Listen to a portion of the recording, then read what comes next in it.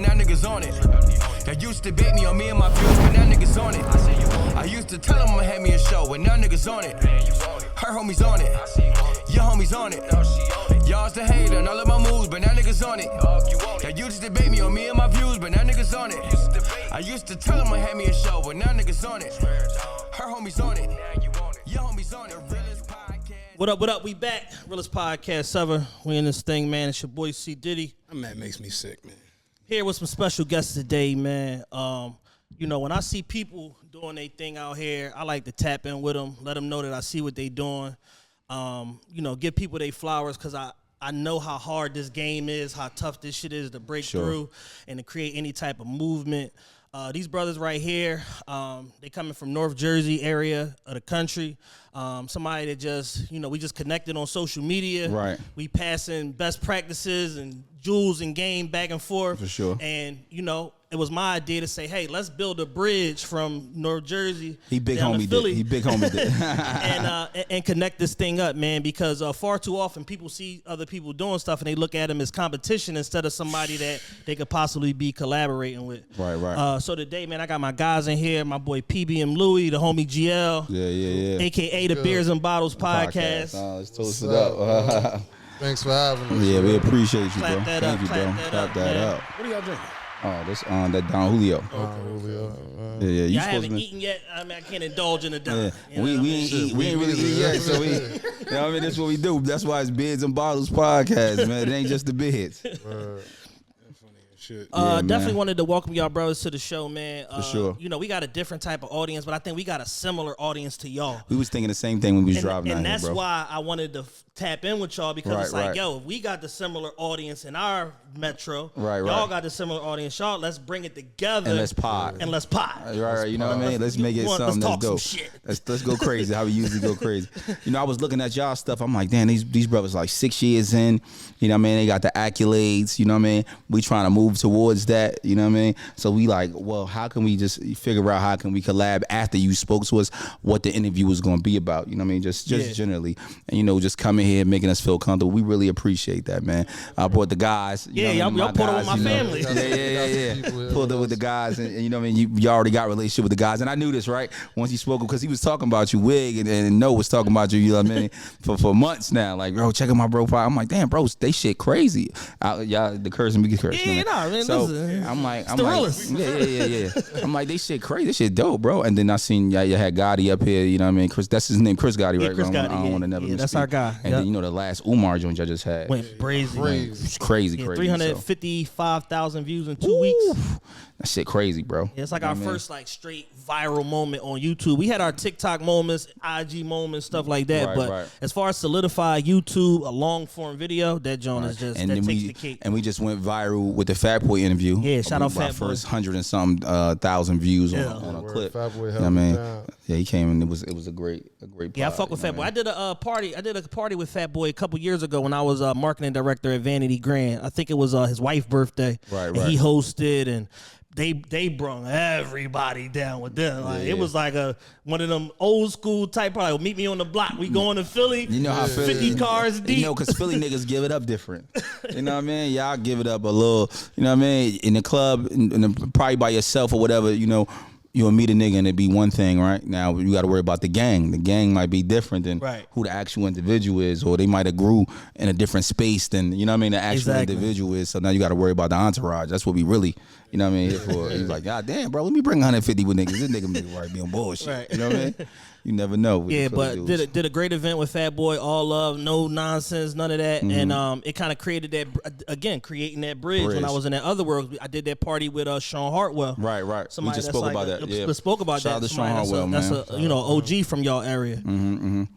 My whole thing was like, I had a question to myself, like, you know, y'all came up here, y'all been doing this for 6 years. What made y'all even start y'all podcast? Kept bothering me. There's always one, right? Yeah, I guess I'm the Chad of the situation. I'm the Diddy of the situation. I was doing the same thing to him. I'm like, who is it? It's Chad. I'm like, fuck. Again. Tell him I ain't here. Yeah, but what it was is what interested me originally in podcasting is I was a big fan of Combat Jack. Right, Combat Jack. I was a big fan of Opie and Anthony. Okay. On a satellite radio level, and then also like Taxstone came through and really kind of like reset the whole meaning of what it meant to be like a podcast, and he broke the mold because it's like, this nigga just here just talking the craziest shit ever. And it's entertaining by himself. And then he get a guest and he kicked Joe Budden out. And I'm just like, yo, this nigga, like, I looked up and one day he was in Jay-Z office and I'm like, how is this happening? How is this happening? Right. And it's like, and he kind of showed the true meaning early on of what it meant to be a disruptor, because he was somebody that, you know, went from a Twitter space and breaking artists and having these controversial opinions and going viral and all of that. And I'm looking at me like, damn, I was like a Black Twitter all-star, and I'm just like, shit, like on a smaller level, I'm what he is to my market. I might as well bring this whole thing together, and instead of just talking shit on Twitter, let's do it on the show, and let's make sense of this, and maybe we could develop something that becomes a thing over time. But it really started with real earnest ambitions of just like, yo, I just want to kick it with my homeboys. You know what I'm saying? That's dope. And just talk on the show, and then it grew to, you know, where we are now, 6 years later, millions of downloads. We did an independent tour. We didn't went viral. We got honored by the city. That information came out today. It came out. We were the first to know and the last to know. Speaking of accolades, I never asked you this. What made you want to do this shit with me? What it was, That's a good question. I've never asked him that. What it was is, He kept asking me this. you know, I got, you know, as people, we have a lot of different like friend groups. Typically, if you like a social being, you're gonna have a lot of different friend groups. So I just found myself compartmentalizing these different like friend groups and stuff like that. And the conversation that I would have with him, and then our guy Ra, he's actually he works for the Ringer. He's a professional handicapper. He works for Bill Simmons in the Ringer. And the conversation that we would have was like on a higher vibration than some of the other convos I was having with even like some of my day one friends. So the feel was organic. It was super organic, and I was just like, damn, he's more like me than a lot of my day one friends are. And as I was kind of like growing apart from them, I was growing closer to him, to where it's like we went from like having casual conversation once every couple weeks to once a week to now we talking every day, and we bouncing ideas off each other. And what you think about this? And yo, did you see this on social media? This some fuck shit, ain't it? And it's just like we would have those like controversial opinions that maybe not everybody else would have, but we both could understand each other and explain why we felt how we felt. Right. Because like in a current world of like I said what I said culture, where nobody can explain what the fuck they mean or what they talking about, it just felt good to be connected with somebody that could eloquent and explain everything that they was thinking. Shared the same poetry. Exactly. Yeah. Shout out to the torn Achilles. You know what I'm saying? Right. And it's funny thinking back on it, but like we would speak once every couple of weeks and shit like that. But I tore my Achilles in 15. Right. So I was out of work for like 9 months.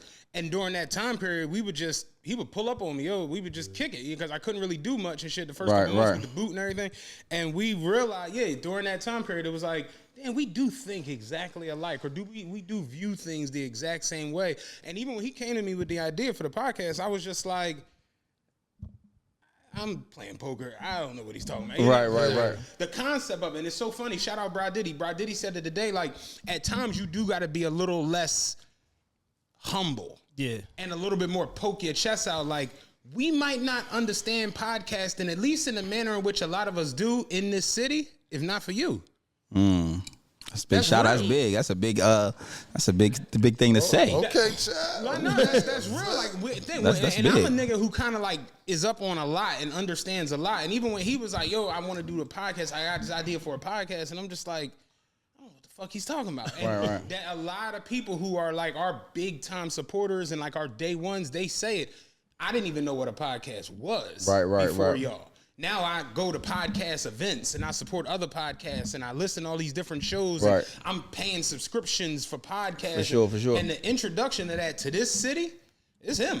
That's big, bro. That's real. I like to feel like not like I'm one of the pioneers of the joint, but I'm definitely one of them guys. That, you know what I mean? It's not a pioneer. It don't like when I toot my own horn. If not a pioneer, at the bare minimum, an early adopter. I'm an early adopter. You know what? Me, like I feel like what I did was different than everybody else. I started the network before I even had my own podcast. Yeah. And I'm an artist, right? So for my platform to pop, I said, yo, let me just try to do, you know what I mean, my own podcast. So I started a podcast in 2020 with some guys, you know what I mean, that I'm not gonna say they work for me, but we work together. You know what I mean? And we own a music studio together, so on and so forth. So these guys were some of the guys that were around me every week, and you know our schedule just wasn't working out the right way. Yeah.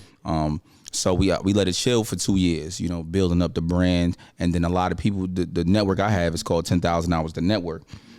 With that network, people pay me to shoot their podcast at my space. Okay. So everything the setup we have here, we have it at the space. We use it for everybody else.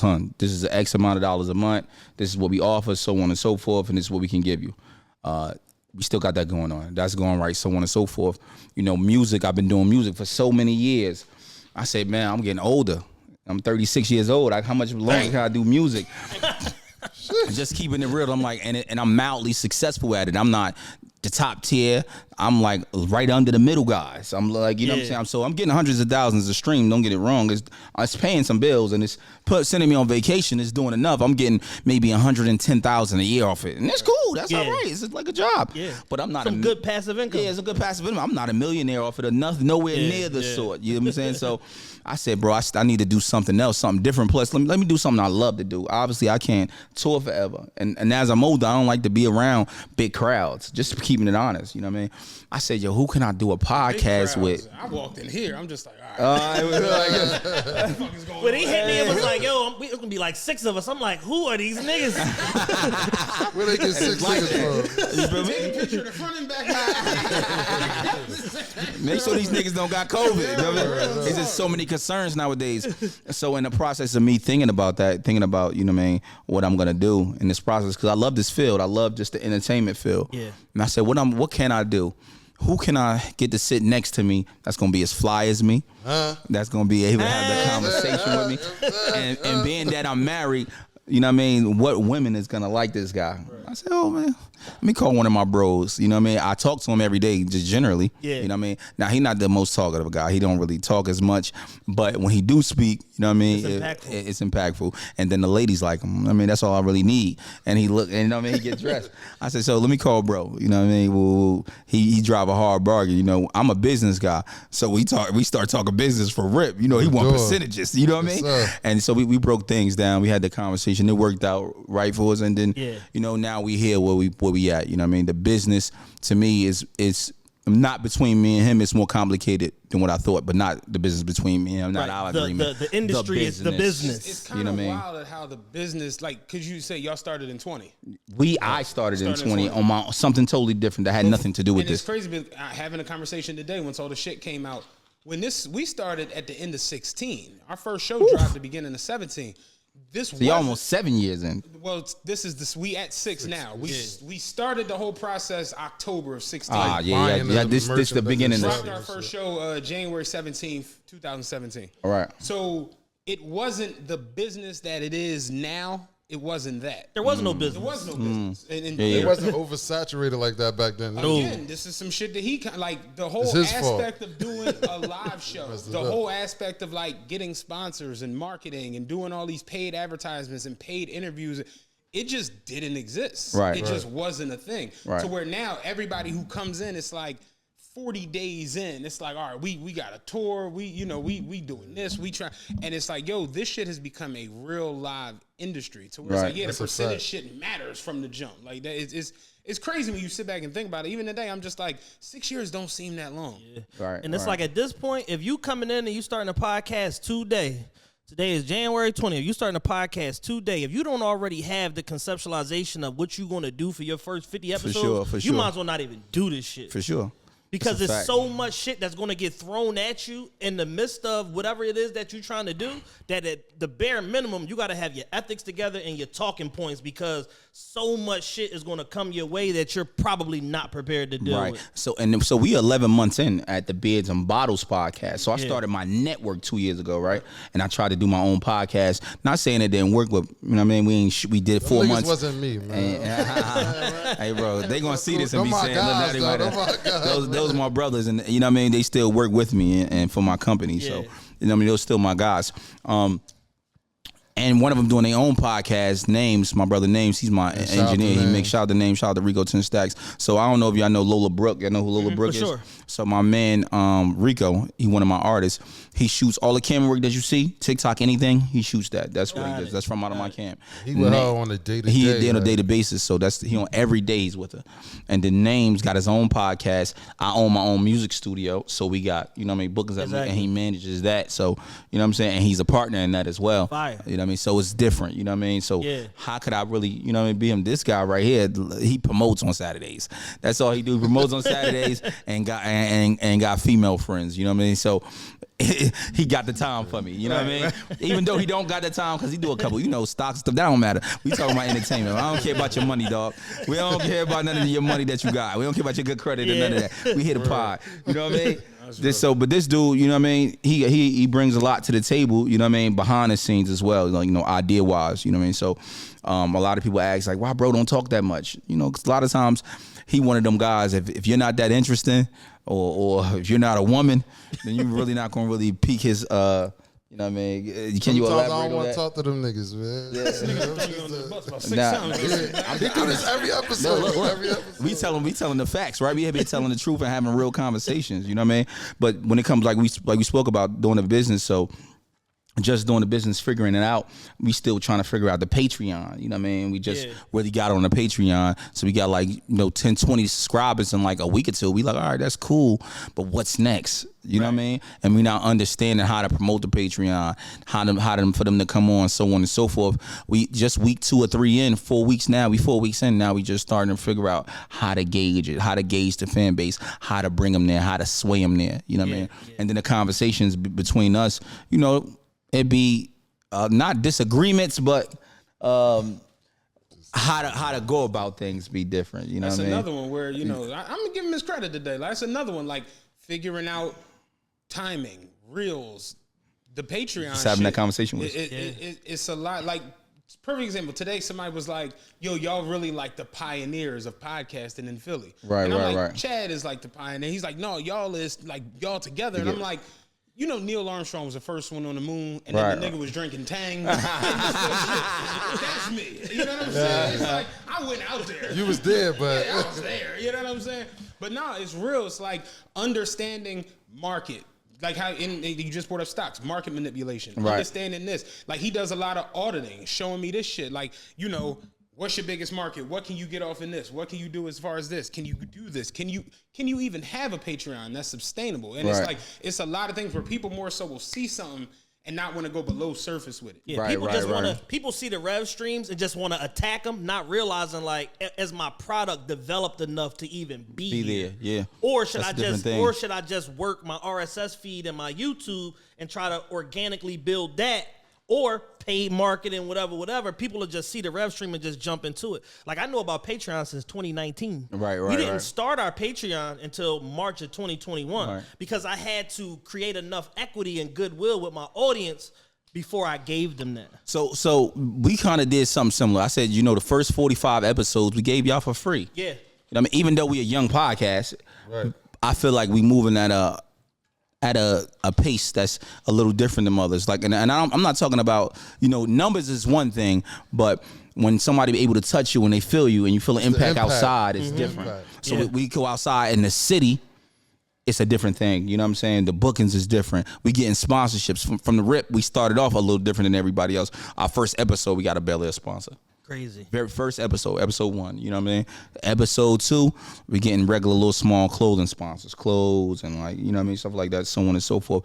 Yeah, maybe because I was an artist and he's popular in the promotion game, so, you know, everybody know him and we cultivate those relationships. It's not my fault that you ain't have a good relationship when you started this show. You know what I mean? So we kind of skipped the line and we able to touch people like you guys. You guys are OG podcasters at this point. Pause. Touch you guys. This guy's different. Look. I'm close to New York. Yeah, we pause everything up there. Pause. So, but y'all OG podcasters at this point, you know what I mean? Y'all credible and got a good thing going on with y'all stuff. You talking about RSS feeds. A lot of these other podcasters doing it in our city and around the city don't even know what that is. Yeah. They don't even know that that's attached. Build up our own RSS but they don't even know that's attached to everything that you do as far as audio goes. You know what I'm saying? So people don't even understand what you're talking about at this time, and don't understand where to take their podcast, and to understand how important the business is. To understand what you're doing next is one thing, but to understand where you're trying to go 6 months from now is another thing. Yeah. So tomorrow is just as important 6 months from now, and to understanding the business is key to that.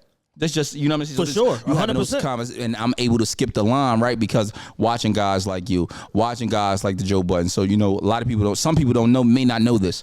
Arsenal the Rebel, I'm not sure if you know who that is. No, for sure. So that's one of my best friends. He was in my wedding. Okay. Right? His brother is Official Ice. Yeah. So Official Ice is, I've known him 20 years. Obviously, we get him to come on the podcast. Me, you know what I mean? Me and bro, 20 years. We know. He pulled up early too. He could have made us wait. Episode 20, he came. You know Most what I mean? people would have made us wait. He Right. pulled up. So 2 episodes before he came on, maybe 3, he like, yo, bro, I'm gonna bring Ars up here. When Ars come to the podcast. He wasn't available to come. We go to the podcast. Off the podcast, just going there, I learned so much. And that one episode, me watching the Joe Budden podcast, actually being in the environment, took my podcast maybe 6 to 7 notches further than, because to understand how he controlled the environment outside of the podcast. Process is crazy. So when I went there, they were still recording inside the basement of Park's crib, right? He had 6 cameras or 7 cameras on the line, like it was on the wall, attached to the wall, and it was like you was able to see it, right? They probably had everything hooked to a And then switcher. And I just told you that. Remember, I just told you he had like a super roadcast. I don't know what it was the name of it, and it was a switcher. You could control video and audio at the same time, and it was only 2 people in the back controlling video and audio in a totally separate room while he was what's naming, and he would say, "Oh no, stop, movable," and they hear him talk, and they edit on the spot while they're going. And it could be, if they wanted to drop it live at that moment, they could. And then I was sitting there, just peeping they work ethic. They was there, right? Since 9 in the morning or 12, maybe 11 in the morning, right? Since the 11, and then leave to 9, 10 at night. Right. They shot 5, 6 podcasts that day. And then they gonna do that for like 2 or 3 days straight. Right. And I'm like, wow, I'm not working hard enough. Yeah. There's some things I need to be doing. You know what I mean? Obviously, I'm not able to do that. So I created something called Conversations with Louie. Something I do by myself off my phone.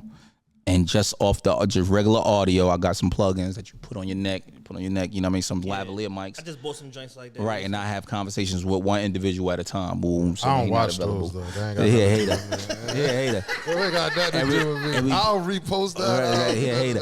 And we pop those on the Patreon as well, just as extra content. You know what I mean? Just to give. And then, you know, we're about to get some video of this right here after this level of our phone, right? And we putting that on the Patreon. Like, any extras that y'all want to see is here. Just to go there and watch that, see where he took it at, see what he doing at that moment, made me understand what we could and should be doing. You know what I mean? The work ethic. Yeah, I got a lot of respect for Joe, and I think Joe is one of the greatest American broadcasters we have right now. Right. In across industry, sports, media, entertainment, or whatever, and he's somebody that understands this business on a cerebral level, like every level of it, as far as auditing, presentation, right? How your clips supposed to look, like everything. Like, he put a post up recently and was like, yo, I need videographers that understand culture. And I'm like, God damn it, this nigga's reading my mind. Because like one of our biggest challenges is finding clip editors and stuff that know where the money is. Like, this is the shit that's going to travel. You shouldn't have to sit right next to them to show and be them like, this is the moment. Exactly. Right? You got to be able to tell that's the moment. Right. But you know what it is? It's a lot of times, you know, this shit is not pre-recorded. I mean, well, it is pre-recorded, and then you get it. So, say we for our instance, we recording Bids and Bottles podcast. We drink on it, right? So we gonna have some moments that's crazy. If I don't remember those moments, if he don't remember those moments, definitely not remember. The editor's not there. All we doing is sending him the stuff to edit. Right. Now we got to rely on him to figure out what the best parts is to edit. Right. Now, if he don't get those parts, it's like almost like a wasted episode. Because the clickbait matters. Yep. No matter what we sit here and talk about, you know what I mean, it matters. You know what I mean? Without a doubt. Let me ask you something. How do y'all feel about the current landscape of just podcasting and black media in general? Okay, you want to take the question or you want me to say it? First of all, it's oversaturated. Like, everybody don't need a pod. If you ain't got no wave and your opinion trash, you gotta keep that. You know what I mean? Just keep that. And as far as black media, I think they should stay out of politics a little bit. Some try to be too woke. Some ain't woke enough. Listen. Overly opinionated when it comes to certain people. No opinions when it comes to others. Like, They pick and choose. You feel me? Yeah, the goalpost moving is crazy. Stephen is A. been crazy. talking about Kyrie for 2 years now. Like, damn, bro. I just be that, man. Some topics ain't your topic. You gotta let that roll. I agree. Listen, That's a good point. And we had this conversation where it's like, not everybody is equipped for every conversation, regardless of how lit you think this person is or might be. Like even us, we had a conversation with Umar. Wound up being a really good conversation. A lot of people was like, yo, this is my favorite joint I've ever seen with him. A lot of people, that was like the sentiment, the overwhelming sentiment. But on the flip side, it's like, I don't necessarily know if us talking to the new young drill rapper makes any sense. Yeah. Because who are you? As far as I'm concerned, it's not the same thing. So whereas somebody else who is in that, space, that space, this makes all the sense in the world. But then you turn around, he can't sit in front of Dr. Claude Anderson and have a conversation. And it's just everybody more so, like you said, wants to clickbait before they even understand what the good conversation is. Podcast is going to make the most sense. But you gotta think about people mindset, right? Music kind of directs the pace of the culture. You know what I'm saying? All the way. For 100%. So if we putting out microwave music where drill is the top of the music, then those conversations is going to be similar to the drill music. So is the guy you just mentioned, I don't even know his name, Doctor, what's his name? Claude Anderson. Is he that interesting to the youth, just generally? So it works on both ends. Yeah, he more intelligent and he can guide us where we need to go. But the younger guys don't give a fuck about that, just being honest. You know what I'm saying? So at where we at, early 40s, mid 30s, we gotta be that guys that gotta be in the middle. And even though balancing that. You gotta be a balance. So even though you're the drill rapper, we don't really know him as much, and he probably can't articulate himself as well as much. The young boys want to see him. You know what I mean? At the end of the day, this is a business. So how does it work for both of us? We got to ask them the questions that matter and the ones that don't matter. You know what I'm saying? I just think when it comes to understanding our audience, understanding who to reach and new audiences, I think that's what it is. Understanding your audience. Right. So we want to feed our audience, right? And we want to give them everything they want from us, but we also want a new audience. We want to continue to grow. You can't grow without new people. That's just a fact. That's real shit. That'd be a space where we differ at sometimes. Because I know what our people like. They like ignorant stuff from us. I mean, he wants to grow it. He too mature at times. I'm not too mature, but I guess so. It's just, me personally, I just think that, it's a space for everything to live, right? Our space might not be that space, but we don't know until we try. You know what I mean? So I just think, we got to figure out what's our space. It's too young. People don't understand, a baby don't really start walking until he's 3. You know what I'm saying to you? 2, 3 years old. It's the same thing with your podcast. Your podcast, we don't really know what this could be in 30 years. You know what I mean? Because people having morning shows 20 years. Look at the Breakfast Club. They've been out 13 years. They ain't know it was going to be that for 13, 14 years. Oh, they was about to get canceled to that Ray J moment. Ray J saved the show. So what I'm saying is a podcast is it now. But it was it 5-6 years ago. 8 years ago, really. And now look, y'all moving on. It don't even feel like it's 6 years. Yeah. So that means y'all 6 years. I mean, y'all could do 10. Yeah. You know what I mean? And then from 10, y'all possibly could do 15. Oh yeah, for sure. So that's what I'm trying to say is how do we figure out the actual business? How do we figure out the actual fans? How do we figure out the actual guests? How do we figure out the conglomerate just in general? And understand where we fit in it. And to understand where we fit in is understand the content that we putting out and why we putting it out. You know what I'm saying? So it's just to me, it's a broad understanding of the things that we got to do. Some content should be spot on to where it's like, this is for your audience. Right. Some stuff should be meant to challenge your audience. Mm-hmm. Some stuff should be meant to almost be like a lightning rod, almost to the point where it was like, I'm not sure if this is for me, and then that's where you attract the newer people. Right. And it's kind of like hitting all of those different points, but you still gotta remain you in the midst process, of it, and not lose your identity. Exactly in the process. That's why me personally, like any guest come up there, I'm asking you what I want. I let GL say the political shit. He asks you, is anything you don't want to be asked? And I'm gonna say this right here, and this might hurt us. But I don't care about it. And when he asks you what want to be asked, I really don't care what you want to be asked or not. Yeah. I'm gonna ask you what I want to ask you, whether you want to be asked that or not. I'm just being honest with you, and I'm gonna let you say, I can't answer that question. Yeah. You know what I mean? And it is what it is. I don't care about the issues that happen behind it or nothing. It is what it is. We broadcasting. We here to get the real conversation from you. I know if you abandoned your child and it was on social media, it was on social media. That's public knowledge. We need to ask you that. Yeah. You know what I'm saying? You ain't do right by a person. They said you beat them. You know what I mean? You was a promoter. You ain't pay them. We need to know. Somebody said you put a tracker under their car. We need to know. You know, man, you seen those episodes, but we had a lot of situations. So, you know, me and the homie Jail been going through a lot. I'm not gonna mention the DJ's name. One of the guests came up here, right, and said that, you know, a particular person put a tracking device under their vehicle, a female. She said he was hiding in the bushes. Hiding in bushes. She said she got 50K from bro. Woo.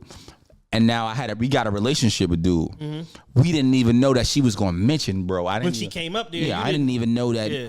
Me and him didn't even know that. We was talking about something that I asked her about a rapper that I knew, right, that she was dealing with. She said, let's talk about him. Forget him. Let's talk about this guy. So she came with an agenda. And I come here, I'm here to support all thoughts and views. This is the pod. Yeah. We seen him so now that happens. Well, she said what she said. She went crazy. Now we got to book him. They booked me and GL. We come to an event. He the DJ at the event that they booked us at. We come to the event. I'm like, oh, what's up, bro? He like, oh, nah, I ain't messing with you like that, Lou. I'm like, you ain't messing with us like that. And he said his point. You know, GLB don't really want to have the conversations with dude. So me, whether you tough or not, or God, whatever the situation is, I don't care how small or big you is. I want to hear your point, your opinion, and your views, and I just want to let's have a conversation about it. We adults, you feel what I'm saying? So GL, while he was talking, GL walked off on him. You know what I mean? I said, you right, and I walked off. You right. Man, I said, let him. Cool no he ain't more. even finished speaking though. So I said, let bro speak. So bro spoke. He spoke, and I said, listen. At the end of the day, you work for DJ Envy. You know what I'm saying? You know this a business. You know people gonna come and say so forth, so on and so forth. And if it's things that you did, I don't agree with it, I'm gonna express that. Right. Whether they're true or not, we gave the opportunity and the platform for you to come speak on that. If you want to do it or you don't want to do it, that's on you. But don't be upset with me when you see me walk past. You don't want to shout me out because a woman came up here and exposed some bullshit you did. This you. Right. This has nothing to do with me. Yeah. I was over that conversation. Yeah, man. And he was like, nah, I respect it. All right, bro, that's it, bro. You good? He said, no, I'm good, bro. All right, great. And then I walked past him and kept it trucking. Now, see, that's where y'all are definitely the same, because he's definitely you in that manner. Like, nah, let's have the growing. And I'm not as bad, but I play around a lot. I'm the boy was just like, was you really in the bushes? Like, I'm that boy in that moment. Where it's like, yo, this is totally unnecessary. But it's just like, no, was you like really in the bushes though? Tracking? Like, is that real? Like, did that really happen? And that's the crazy part. Motherfuckers do crazy shit and then act like the shit didn't happen. Right. Like, what's up? You did because this. we knew him, we didn't go on like we would have. If it was somebody else, oh, that nigga's a loser, weirdo. We like, nah, he ain't do that. Like, yeah, I was shooting bail. Yeah. Slide all the way under the, like, what happened? It's like that, Jones, because it's, why is this even out? Right. He's like, he said to us, like, he's like, yo, before it came out, you could have gave me some notice. I said, bro, who you think you is? No disrespect. I got love for you. You a good guy. You know what I mean? You my dude. Bro, we ain't, what are you talking about? Give you notice, bro. That's it's offensive. Funny that you bring that up because that's another big one. Doing this where you get to having these conversations and talking and speaking your mind and just going, there'll be moments where you might say something that is overstepping the line, or going a little too far, or I have to like protect people a lot of times. I got to like change up names and change up times. You know what I mean? Right. Just because it's like people don't want to be implemented in some story from 8 years ago that was way before God didn't give His life to Christ. So it is definitely a thing where I've had people like where I'm minding my business and somebody like, yeah, so and so felt the way about something and I'd be like, what was said? And then I have to think about it like, I guess I could. Well, yeah, I guess. I had this pod shit get crazy. I had a close friend of mine, somebody I knew since I was kids, like, see me in the airport and was like, yo, let me holler at you. Like, and I'm just like, what's up? Yeah, no, what's up with that podcast shit? I'm like, excuse me? Like, I didn't even know what he was talking about. So I haven't had that happen yet because I'll break somebody. I haven't had that happen yet. Like, yo, let me holler at you about it. But it's like I've heard little rumblings and it. Here go the crazy part. 90 times out of 100, it don't even be you. Nothing you said. No, it don't. Like, you'll say something and it'll be like somebody will take offense, And it won't even be them that you even referring to. Right. Like they'll just create. Oh yeah, some we've shit. had that happen too. Niggas put themselves in something that we wasn't even talking Just about. creating some shit and it'd be like, that's wild. That's because fucking sick. And then meanwhile, the whole person I was actually speaking about is perfectly fine. What was it? What happened? Like, You know, we be having situations as well. Like so, I'm trying to. It's normally Louie's fault. Yeah, it's everything my fault. You know what I'm saying? I'm guilty by association. So, you know, we had a couple dudes that, you know what I mean, quote unquote, most of the pros that had told on people, told on somebody. You know what I mean? Skinny from the 9. I don't know if you've seen that Yeah, I interview. seen it. That's Yo. the first time when I really like hit you, was like, just yo, bro, yeah. yeah. So, you know, Skinny from the 9 supposed to have told on certain people. Now, he brought his paperwork up and he brought other things. He said he felt like it wasn't snitching and cool. It was, you know what I mean? I kind of feel similar because the age he was at. But, you know what I mean? When you dealing with the streets, it's certain rules. Skinny from the 9. So he looked like he's white, but he's Spanish kid, right? He was like the first 6'9" as far as the music went. He was doing like stuff He like even that. was running around with Shotty for He a was little running around bit. with Shotty and them a little bit. You know what I mean? He was doing his thing, and then something came out when he was 15 years old that an arson happened. Somebody lit a house This on is the one fire. that was with what artist stopped messing with him? A lot of people stopped messing with him. He had a bunch of shit went on. He got into fights and all kind of shit. He had a and- song with somebody, right? Right. I think maybe I'm. He might have had a He spoke on a song lot of different stuff that got messed up over over the course of time. outside of music stuff. You feel me? Yeah. Yeah. And that right there had people calling my phone, hitting my line, saying that ain't how it happened. how it happened. People were saying he a Yeah. rat. Louie, why you got him on the show? Louie, why you what's name GL? You and GL? Woo, y'all what's naming for rats? I'm like, bro, listen to me. Listen to me. I don't know if you noticed, I'm from a gang culture. Like, you know what I mean? GL, we Grape Street Crips. So we gang bangers, you know what I mean? But we gang members at this age. We're not even no gang not members. active. Yeah, and a lot of people be upset that I say, you know, gang banging the worst thing I ever done. They be like, why is it the worst thing you ever done? Because it took more than it gave. Most of my friends died and went to jail.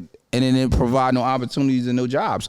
Just keeping it real. This is one of the worst decisions I ever made. But I'm a foster home kid, so the decisions I made at 13 and 12 shouldn't be reflect to me at 36. I should be able to be on different standards. But if not, then hey, you know what I'm saying? Whatever you may think, it's cool. I'm grown. I got my gun. It is what it is. You know what I mean? Allegedly. So moving forward, though, how I say and feel about things, I'm going to stand on how I feel and say about anything that that I wasn't him. This dude being a rat or him not being a rat, whatever it is, I'm not doing like this. Is not the streets. Yeah. So he should be up here, be able to have a conversation and speak on it. He spoke at academics journey wasn't a problem, but now he had the homie GL because y'all know me. Interesting concept. Like we touched on that briefly. Like the snitch rat culture infesting its way into things that aren't the streets. Right. The niggas that work at Foot Locker know who all the rats Like is. a motherfucker. They know who all the rats is. Like, they got niggas paperwork on their phone, everything. You know such and such down the way too. Like, McDonald's and order some nigga, food. get Like, my- why you take his order. Yeah, nigga, if you don't get my forces, bro, and shut the fuck up. That's all I want, bro. That's my force to Size get up out 9, of here. nigga. That'd be a lot of big issues. And you know, sometimes I be making this nigga feel uncomfortable. Bro, I'm bringing the rats on. I'm bringing the Johns that fucking set niggas up. I'm bringing everybody up. I don't have nothing. Hey, look. I ain't do it. And I ain't saying, yo, I ain't patting her on the back and saying, Yeah, they take it like it's a cosign. Like, yeah, I ain't co-signing. I'm having a after conversation we with her doing the about how she interview, did this it. content. This our You know what job. I'm saying? If you read it, like, it's just a different But thing. do y'all understand why some people look at it like I a don't cosign? understand why. Explain to me. I don't. Well, a lot of people take the 50 Cent approach to life, which is, if you know I got beef with this nigga and you stand next to him, don't be surprised if you get shot when I start shooting over there. Right. So Yeah. people is looking at it like, if you standing next to this motherfucker, even if it's for 2 hours for a podcast, that there's some sort of affiliation that brought y'all together. But my whole thing is like, if it's really Right like or that, wrong is what the thought process. If it's really like that, he should have been dead already. Then you niggas out here talking about a nigga rat, y'all ain't killing nothing, y'all ain't shooting nothing, and y'all see the nigga with his team and y'all ain't checking nothing. So then you see me in public, you ain't saying nothing to me in public, but you'll say something to me It's the online. internet Yeah. shit. You wanna niggas is look pussy. cool. At the end of the day, if it's really a problem, then Yeah. when you see me in person, If you got that type of problem, bring that energy to me. Or if when you got the problem online, when you see the nigga, he a rat. When you see him, bring that energy to him.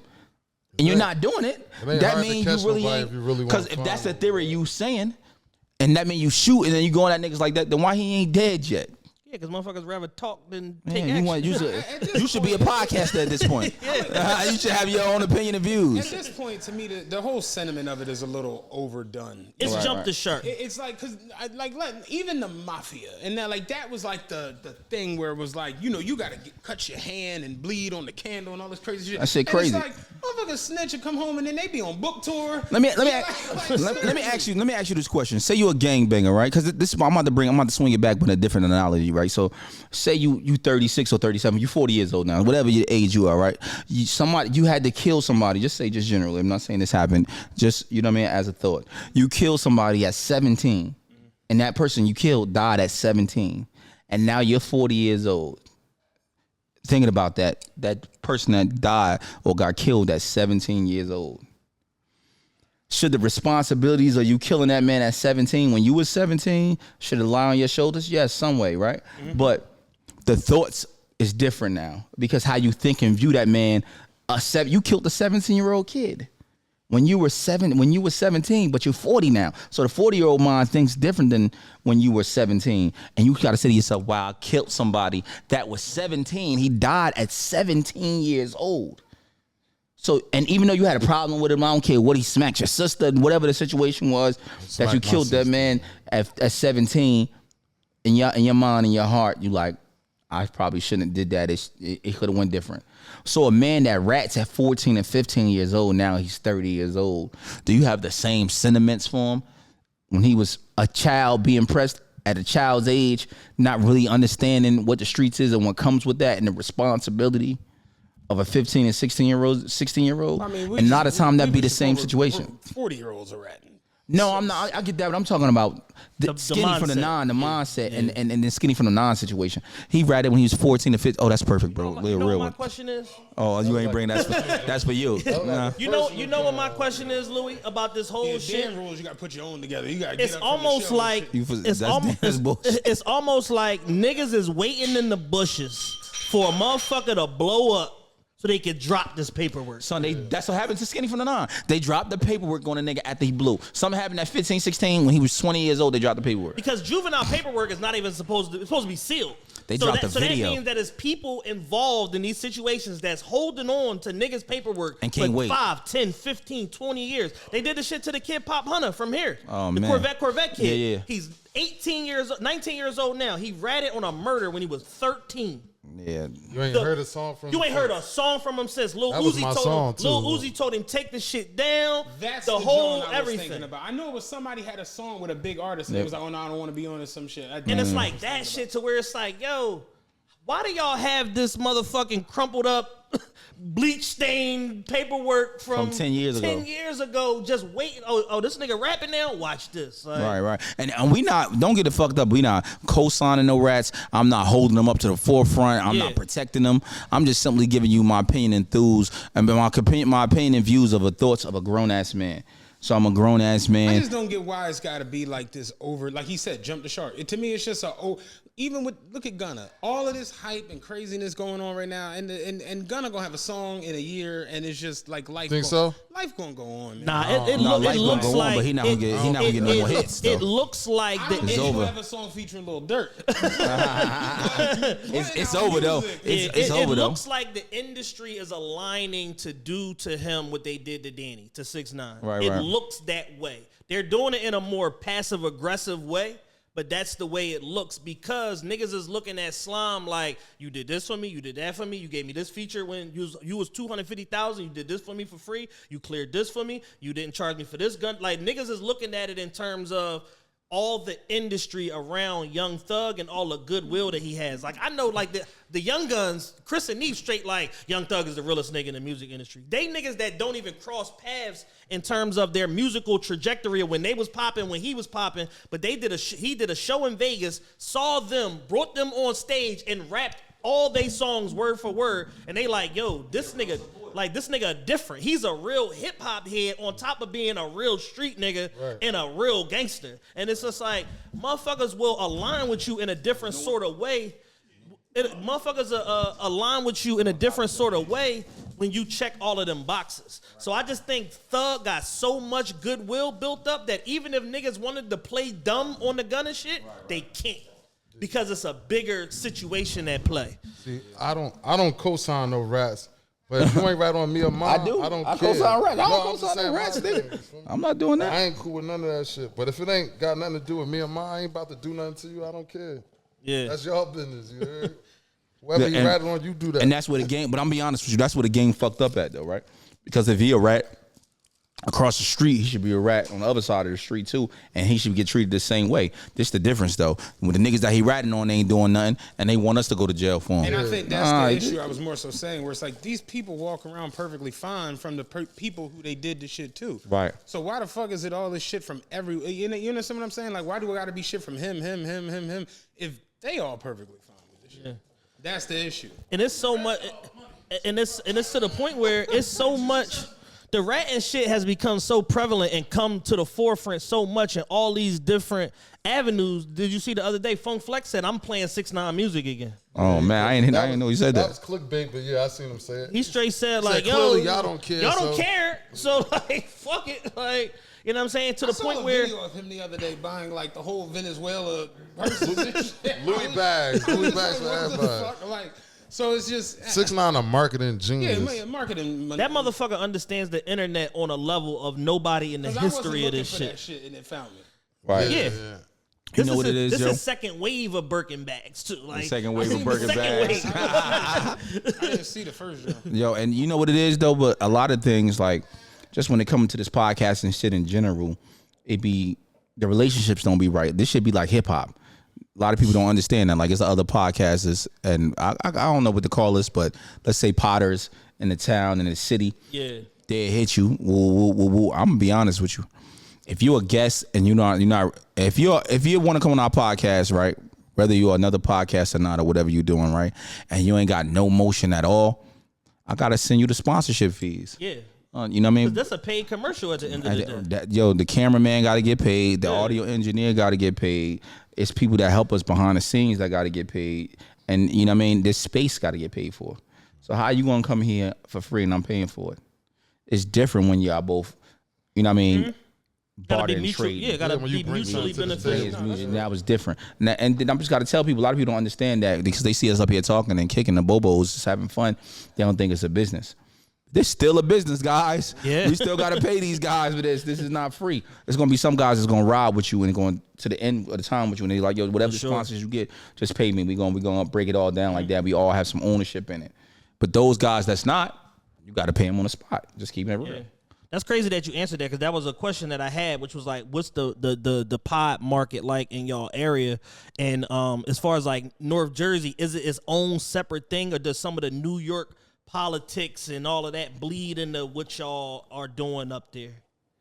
So let me say this, like, you know, I don't know, it's different down here, right? So Philly and gang culture and New Jersey and New York gang culture different. Yeah, Philly is like block culture. Right, it's block culture. So that gang culture pay a lot. They see that we Crips and you'll be blood and you'll say, oh, I ain't fucking with them niggas like that. Well, bro, we ain't even on that type of time. You done seen 10 Bloods up here already. Yeah. Obviously, we not on that type of time. You know what I'm saying? Yeah. So that right there controls a lot of the market. People don't understand that. Like, our market start with culture, and it's culture individualized where you're at that moment. You know what I mean? The block, the streets, your hood, so on and so forth.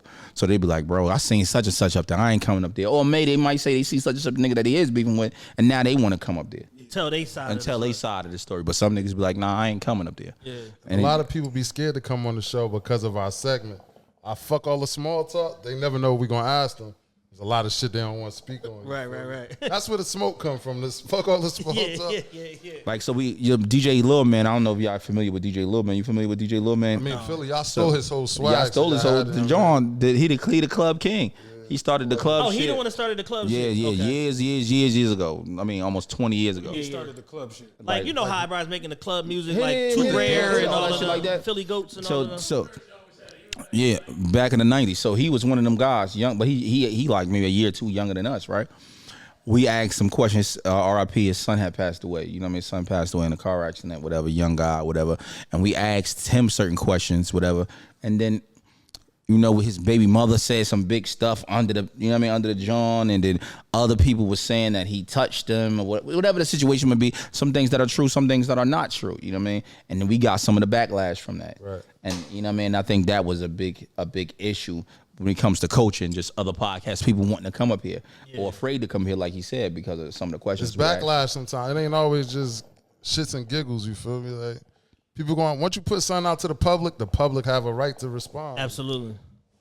Yeah, man. That's a rough job. Absolutely. Let me ask you something. 21 Savage went viral the other day for like one of the craziest rants I ever heard. He was talking crazy in my life. So like, on a scale of 1 to the YSL indictment, Real quick. You know, how crazy was that? I didn't hear the rant. What was it? What he was saying, he was like, man, y'all from Chicago, nigga, you better be quiet. My niggas really hitting shit out there. Yeah, he basically alluded to every person we had beef with.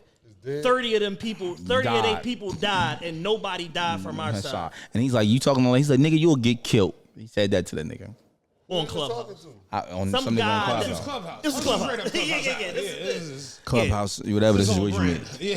So this was just outside. that's what was happening. You know what I mean? So like obviously we don't. Whack 100. Yeah. So we don't. Obviously personally we don't know none of these people personally, yo. So to see what happens and what's going on with that, should he shouldn't have said that, or shouldn't he let his anger get the best of him? I'm gonna say no. He shouldn't have let his anger got the best of him, and that's crazy on a scale. At the same time, when you having conversations with dudes and these dudes be perpetrating a fraud and thinking they something, they'll push you to a limit. It was the same sort of energy around how like we say niggas is waiting with people paperwork from. It was that same sort of thing where it's like, nigga, I know you from 15 years ago. I'm gonna pull your card on Clubhouse. It was that sort of thing. That was weird. That's gay. Yeah, that's but weird. That's weird too, because if a nigga was a poodle at 8, that don't mean he ain't gangsta at 23. He'll knock your shit off. Right.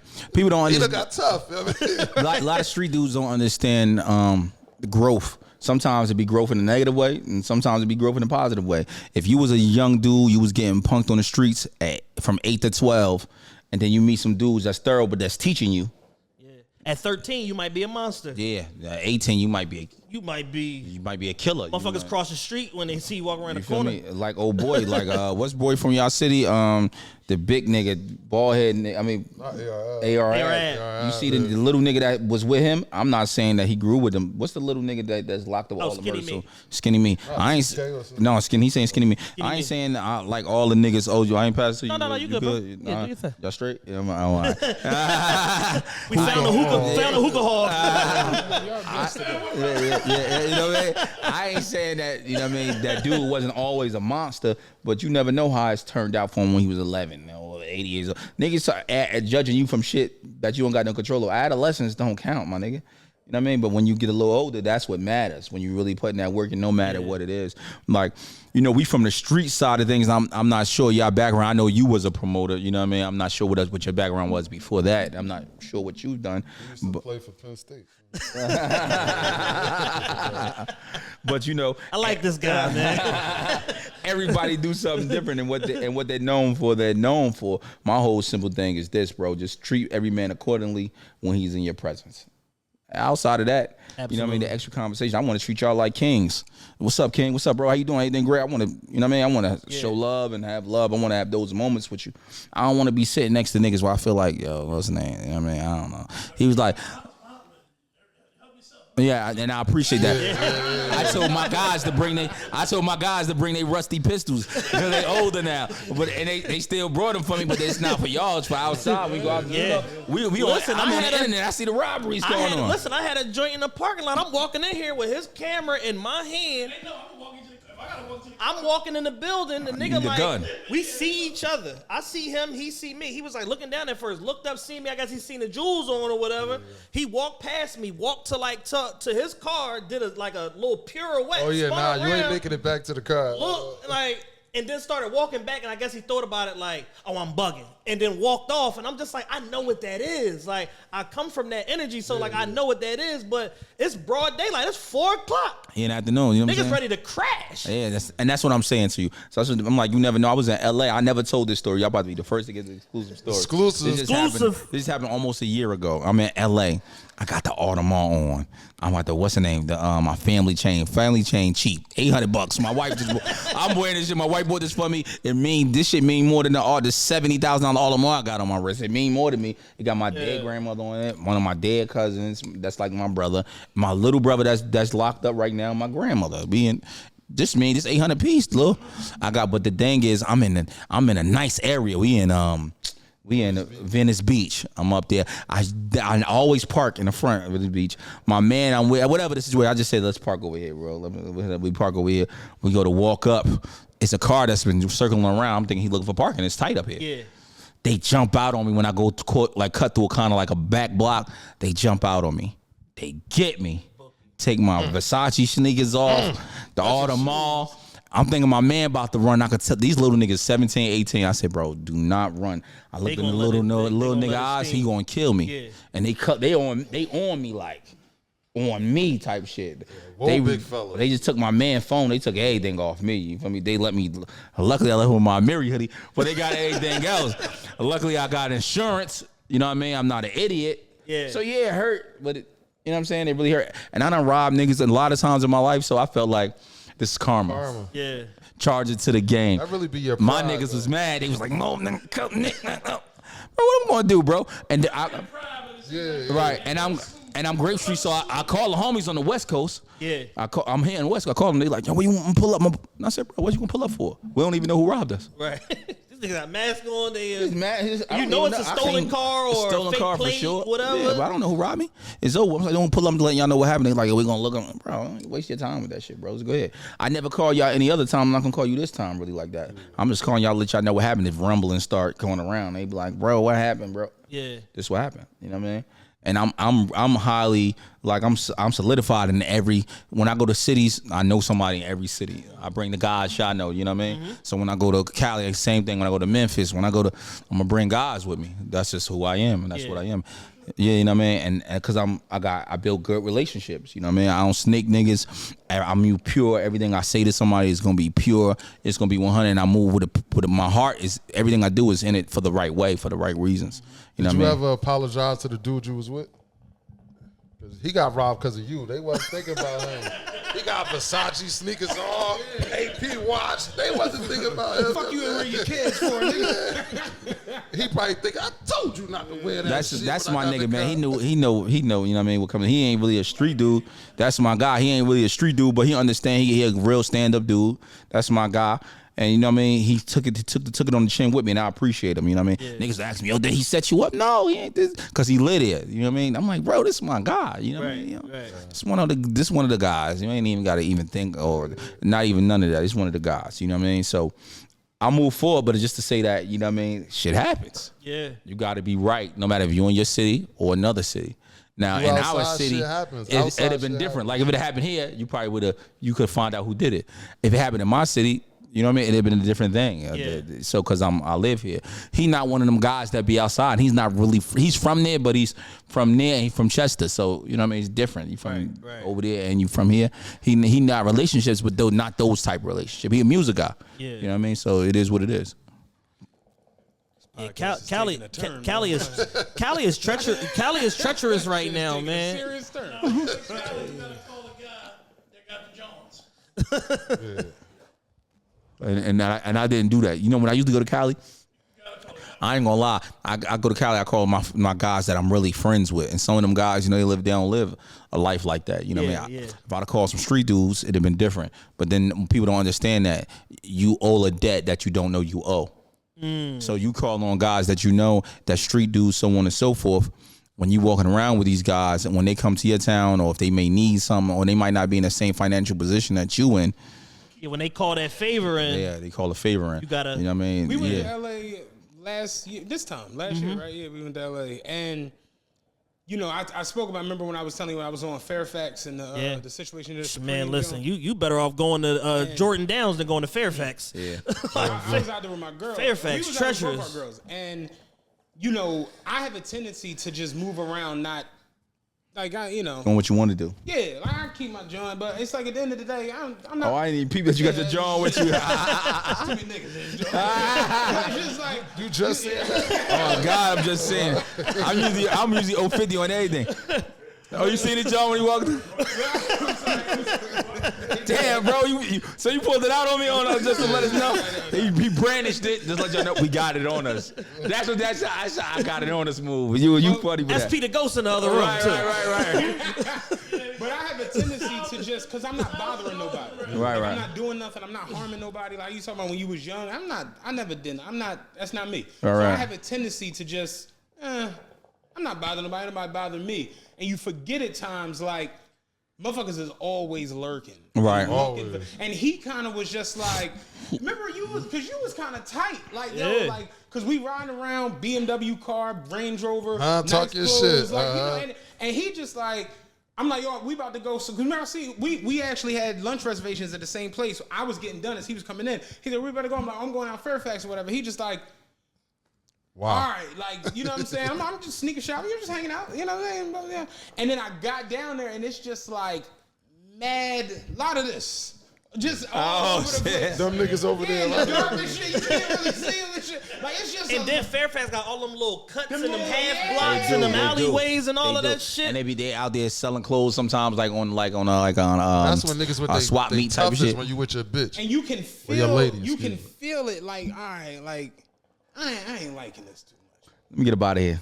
You over here, you see it's a group of motherfuckers on this side of the street. Next thing you know, it's 2 or 3 of them over here. Then it's 3 of them over, like, all right, you know what I'm saying? I feel like this robbery shit that they doing now just started like a year or two ago.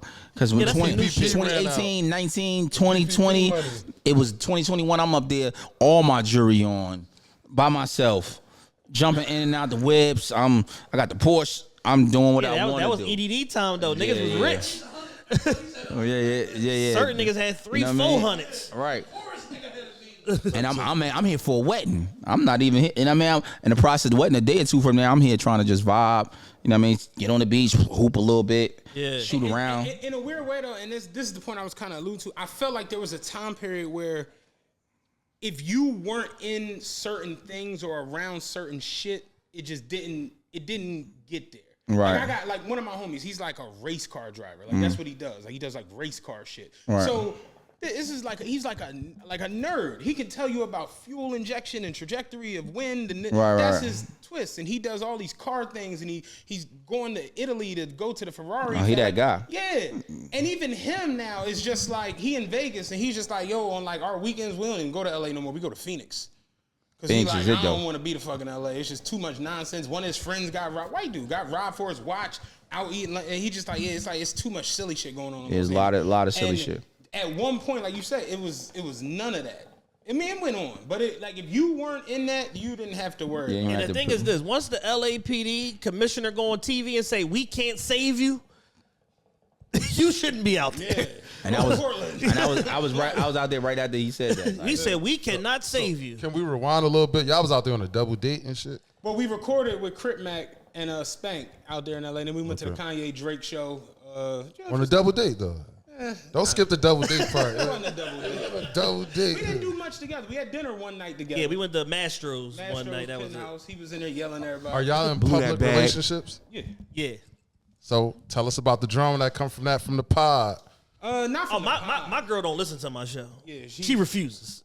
She a smart woman. Bro. She refuses. I don't talk too crazy on this, John. Yeah, I deal with it more she was like locked Oh. in. She was locked He in get for me in about trouble when 15 I'm single. episodes. He- About 7 She, my Nigga, girl yeah, listened got for another like one, my phone. me and my girl been together 3 years. When we first got together, she listened to about 15 episodes and What tuned about out. the promoter lifestyle?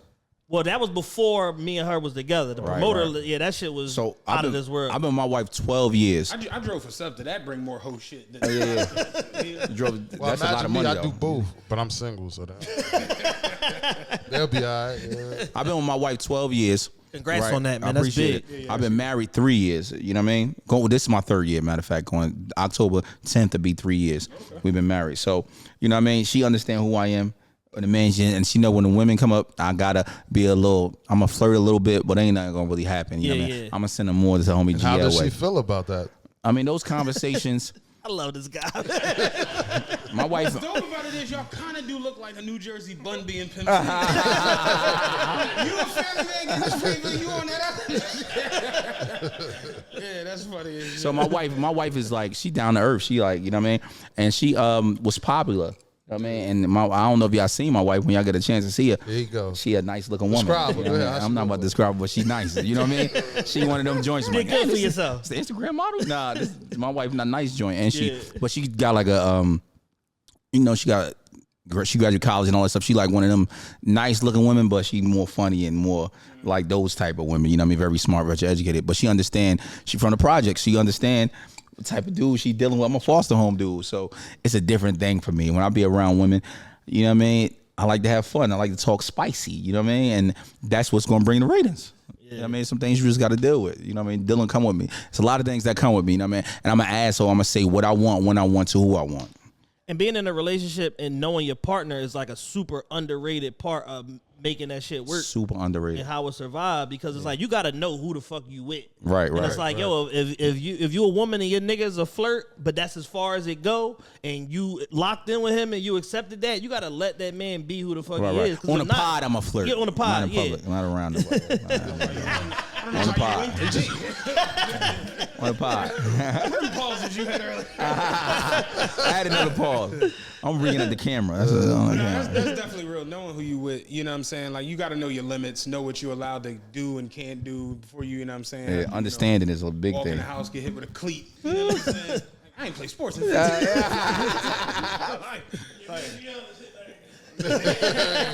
Shout out to him, yeah. Shout out to him. It's one of them things though. It's a great thing to be in a relationship. You know why? Because I be feeling bad. We be having conversations. Well, we getting older now. Yeah. When you get sick and your leg hurt and you in a hospital, you know what I mean? Like my man right now, one of my brothers, he tore his Achilles in a basketball game we do every year for my cousin T-Rob, right? He tore his Achilles. He married. He got a wife. You know what I mean? It's things that if he tore his Achilles, he gonna have to call 7 different Johns. We ain't got to do that. She gonna be here. She gonna make the delegate food. this out. We gonna make the food. Yeah. I ain't got to do that. My wife going to rub my Emily for me. lead to your relief game. Yeah, man, it's different. You know, he got to hire people to come for shifts. My wife taking all shifts on, so that's what I'm trying to say. It's just a beautiful thing that being in a relationship. Having a woman around that just know, like, I had a sinus infection. I knew it was something, and I was like starting to take shit, and nothing was working. And she went and got me the Sudafed shit and the ginger root tea. It was 3 hours. Perfect, you straight. What the fuck? They got to bring 7 different joints for him. You know what I mean? I'm drinking some ginger One joint bringing ginger ale. You know what I mean? Ginger ale. Put that ginger ale in the freezer and let it get real cold. Put one in the freezer, leave one on the couch. I come home Monday to Thursday, my plate made. I mean, it's a beautiful thing. You know what I mean? I got the same life. Yeah. You know what I mean? It's real predictable. This is a beautiful thing, and I appreciate it. You know what I mean? I'm good with predictability. You know what I mean? Jail likes nut ass nigga.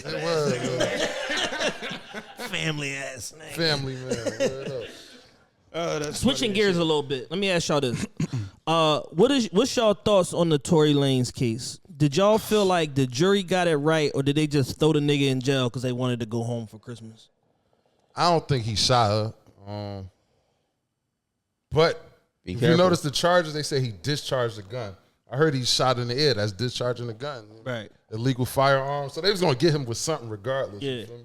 They said they offered him a year and a day right before the trial started, like on some like 99th hour shit. Sign like, me yo, up. Sign me up. Take a year and a day. You probably gonna get your dumb ass deported. You could come back in 10 years. Sign me up. I think it's his arrogance is, I didn't do this and I got money. You ain't going Nigga wore a man. pink suit to court. That's when I knew he was off his rocker. He was out of his mind. His dad's hair was just very. When you got hair like that, you can't take it. Your chances in court. It's just, you already don't seem believable. My thing is, where was the Supreme team you put together now? For the original. That was the, Arrogance. Yeah, the joint, but like afterwards, where it's like, oh, his lawyer was on some dumb shit. He fired the lawyer. Now the new lawyer is supposed to be the better. It's just like, yo, if my life on the line, You supposed to come with the great lawyer first. Yeah, consistency too. You gotta have consistency anytime you go on the trial. A lot of times people don't understand, like, if it's the first or second time you go on the trial, once you see the evidence against you and your lawyer tell you, look, this is the evidence they got against you. This is what they got. You gotta really sit down by yourself. Yeah. And say, yo, That conversation. Yeah, had that conversation with yourself and say, yo, maybe I should probably take a deal. His first lawyer that he fired, the lady, she straight was like, "You're going to jail," like, and he ain't like that, and fired her, and then hired the nigga that's like he damn like a real estate attorney. Nah, like he need, came to need to hire her back. She kept it real with you. She kept it a buck. So you got to say to yourself, all right, what's my best option? This is what people don't understand too. This is another thing. When you go to trial, they offer you deals. Those things are negotiable. Right. So it's like you doing a deal with a podcast or a sponsor. You know what I mean? Anything else. So if he come and they say, yo, we can do a year and a day and you got to get deported. So let me do a year and a day and I don't get deported. Or just something small. Let me stay.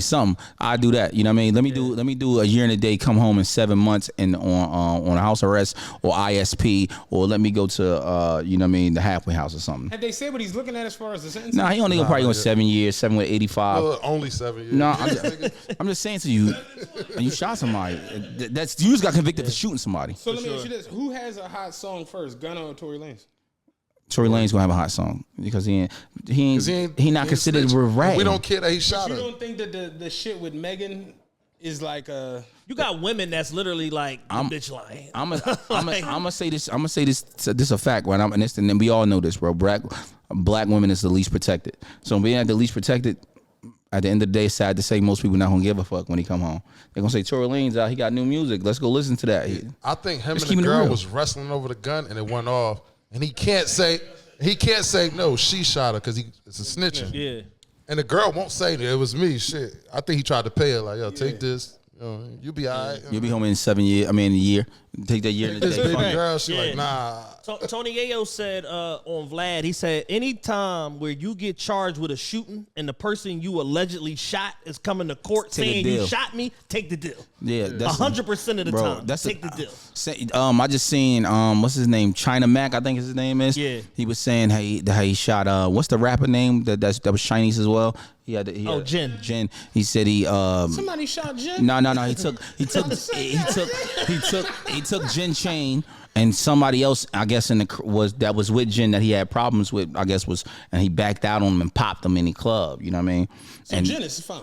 Yeah, Jen is fine. So Jen didn't get popped. So he popped the nigga in the club. Friday, So he took a plea for 10 years. You know what I mean? Which made sense to me in my mind because you on camera popping the nigga. I'm pretty sure Jen knows somebody in the crew that's told on you. He said Jen told on him. You know what I mean? So this was the only, you know what I mean, outcome. Yeah. And then he said, you know what I mean, he forgave Jen because he knew obviously Jen wasn't a street nigga and he didn't want no further problems with the nigga. So he not about to be cool or the best with the friends of him. Yeah. At the same time, he ain't gonna hold no malice with him because that's not his. You know what I mean? You can't. If you rob a nigga that's not a street nigga or shoot a nigga that's not a street nigga, and he tell on you, you got nobody else to blame but yourself, and you can't even call him a rat because he not a street nigga. Right. And nigga Jens was saying I went to court. I went to I gave myself to the Lord, so on and so forth. I've been that. I never really was. You gonna be mad at the nigga that you shot a nigga or shot one of his mans, and you took his chain, and he not a street dude? Bro, you brought that on yourself, my nigga. Is Jen still rapping and shit? I guess so. I don't know. You know what I mean? At first, I thought Jen was the same nigga that was playing for the Knicks. What's the nigga that played for the Knicks? Jeremy Lin, this nigga's racist. Time stamp this. You need to watch 30 1 minute, 1 hour, 12 minutes. No disrespect, bro. I'm fucking around, bro. This jokes, bro. This only jokes, bro. This is not necessary. I'm just simply saying, you know, that was the door. So I'm just saying, like, if you do something to a nigga that's not a street nigga and he telling you he's not a rat, I'm just like, let's just keep it clear. Yeah, that's law. If you rob somebody, an old girl, an old lady, Yeah, you bought that. yeah, you earned it. and she telling you just. You a stupid nigga. And you do something to a nigga that is a street nigga and she seen it and she live on that block and she tell on you, she's not a rat. They She said old the head from the neighbor block. said he seen Tory shooting in the ear. He not no rat. He is law-abiding citizen, and you shooting in his neighborhood, you bringing down his property value. So is Meg a I rat? mean, what you no? She told he shot her. And she not no street. She not. I don't know. I don't listen to her rap. She went to college. She said she went to college and she graduated from college. She's not a street person at all. You know, she deal with street dudes. That don't mean she ain't commit no crimes. You know what I mean? So, you know what I mean? And I just think at the heart of it, any time where you go out with your bitch and your other bitch and then one of them gets shot, that's a bad night. Yeah. Like it's yeah, you trying to get another, like it's a bad He was doing night. a lot. And then you on the camera, you on not on the camera, you on the jail phone. This is a problem when you know you're a nigga, not a street nigga or not. Because I've been in jail several different times. I know that if I'm talking on the jail phone, first thing that they tell all you is conversations the are phone was recorded. recorded, yeah. It tells you that. So while I'm saying, yo, idiot, it says shit like, yo, you know what I mean? Yeah, you know, I was out of my mind. I was drunk. You know, things could have went. Somebody got a joke though. I saw it on Facebook. I'm pretty sure it's all over. But it's like the call is currently being recorded by the state of corrections. Do you wish to proceed with the call? B? Hey, yo, man, I can't believe I shot you. I can't stop. This shit crazy. My mind, I'm so sorry for shooting you. I apologize. I'm so sorry. Is she good? And you asking if she good and how she feel about it, bro? Come on, bro. You told on yourself. Niggas sell it to TMZ, they gonna listen to it. I mean, you wrote a check you couldn't cash. You know what I mean? You should have put some money in your account. I don't know what to tell you at the end of the day. Yeah. Once they got that, you know they got that because they show. This is the thing, right? Before it's called preliminaries, the hearings. To see if they're going to indict you or not. Right. So before they indict you, they say, this is the evidence. This is and then they you can go there and see the evidence when they went in. The judges sitting next to them, like, yeah, we're going to indict them. Before the people say, the grand jury say, we're going to, before the jury say, we're going to indict them. You know already that is a good chance that you're going to go to jail. They agreed to indict you off the evidence they just heard. Yeah. So that tells you something. Your lawyer telling you, listen, they got a year and a day on the table for you. Take this shit and wrap this Take up. this shit and wrap it up, bro. Come on. Save the, and then now you still want to take it to court. You ain't saving the city or the state no money. Yeah. So they gonna hit you with the book. The same thing with the Young Thug case. They told the nigga, you sure you don't want to take this deal? We gonna knock off the 30 years. You gonna So go I'm gonna have to give you probation. the maximum if you come back in front of me. He said, I know the judge. He said, I know your lawyer explained this to you, but let me explain this. The judge seen two black men and try to give them grace, and they ain't take the grace. They said they ain't tell. Hey, cool, ain't nothing wrong with that. Hey. Did any of y'all see the video of the whole alleged passing of with the perk shit? thing? Yeah. Is that I true? ain't seen No, it. it I just happened. read it So- today. What is So that? I don't know he what was in court 2 days ago, whatever. Who was in court? Thug was in court. So all him and the other 13 co-defendants, they in court, whatever. The one nigga that's that also left. in custody, because they got them in all different jails now. So the one nigga that's in custody, they bring him up. He walk up to Thug, like lean over, say something to him, and Well, drop. no, he wasn't in chains or cuffs or no shit like that. Oh, he wasn't? He had a suit on. Okay. Well, he dropped the perk in Thug hand or whatever like that. They said Thug looked at it. Dude walked off. He's told his lawyer, yo, I don't know what the fuck he gave me. Gave it to the lawyer. Lawyer gave it to the deputy. So now it's going viral like So they that was ma- passing drugs in court. That is Doug snitching then? No, that's a rat That's move. definitely some dry snitching shit right That's there. a rat move, but I understand why he protected himself. Because here's the thing. The shit is on camera. Yeah, that's a So rat.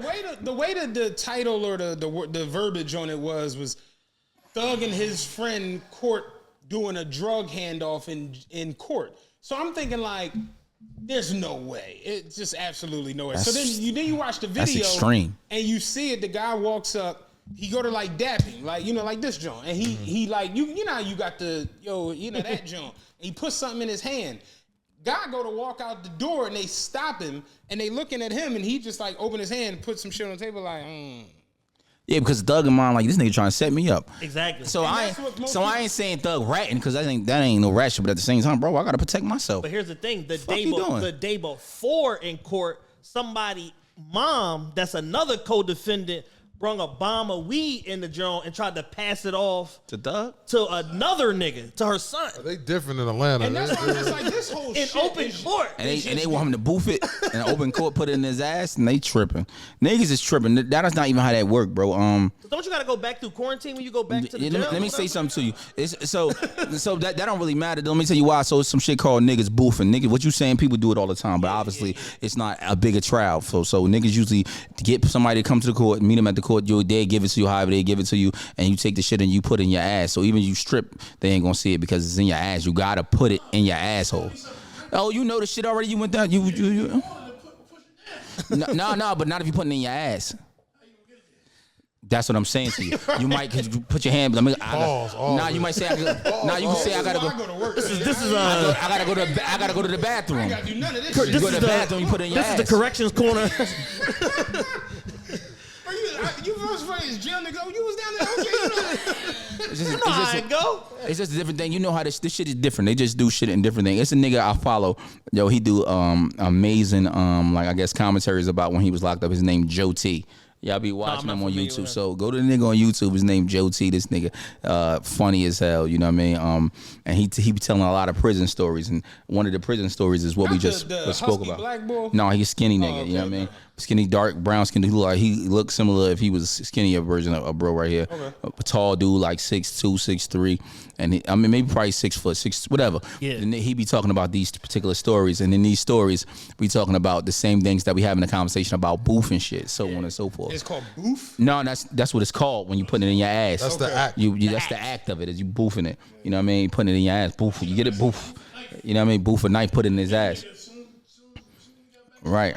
And those things be, you know what I mean? You got to be a different type of nigga to be doing that type of shit. Really I never been downstate or down in prison. I only been to the county several different times though. You know what I'm saying? So I understand the lingo, what's going on, and how you got to survive. Luckily, since I was 19, I was able to make a substantial amount of money on the streets. So I was able to bail out. Right. I was Fight able, your case on the streets. right. And then sometimes that I wasn't able to bail out, I was able to pay for all my own commissary and stuff. You know what I mean? Because I was already, Yeah. you know what I mean? Everybody's not really that guy. People don't understand the guy that gets the most money, just like out on the streets, runs the jails.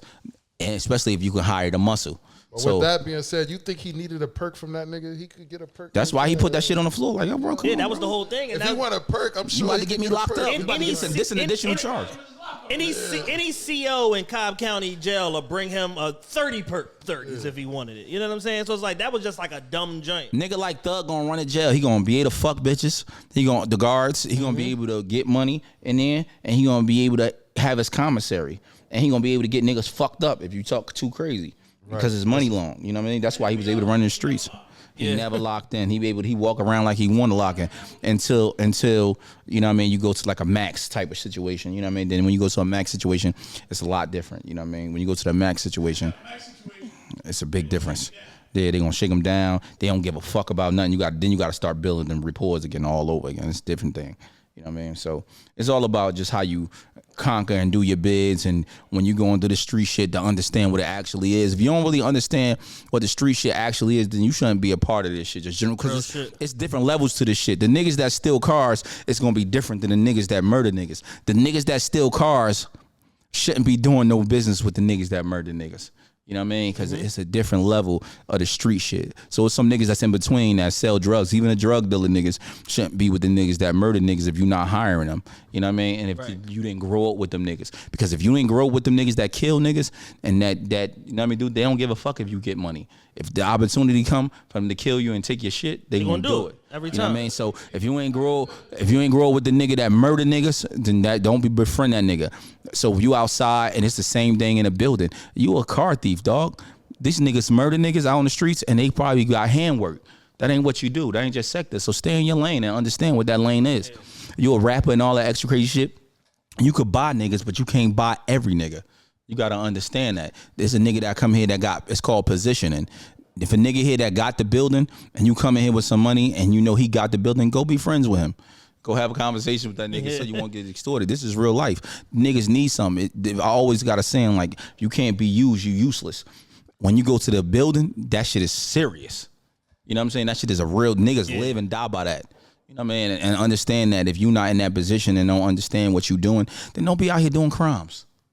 Just keeping it real, bro. Don't be out here doing no bullshit. You know what I mean? Just keeping it real. I try not to go to jail because I don't like jerking off. You know what I'm saying? There's too many women on the streets. I try to stay out of there. Jay said it best. I always say this. A lot of niggas that go to jail and keep going to jail, they go to jail because they're afraid of responsibility. It's harder to live out here than to live in there. Man, listen. You know what I mean? You got to take care of kids out here. You got to pay your rent out here. You got to come out here that the people depend you on in jail with 3 hots in a cot. 3 You hot know in a what's cot. going on. Yeah, you get just head sit up. You gonna get fed. You don't have to do nothing. You don't got to go to work or nothing. You gonna get food. You gonna get food. Right. Out here, you can't do that. Yeah. If you outside and you can't pay your rent, you getting evicted.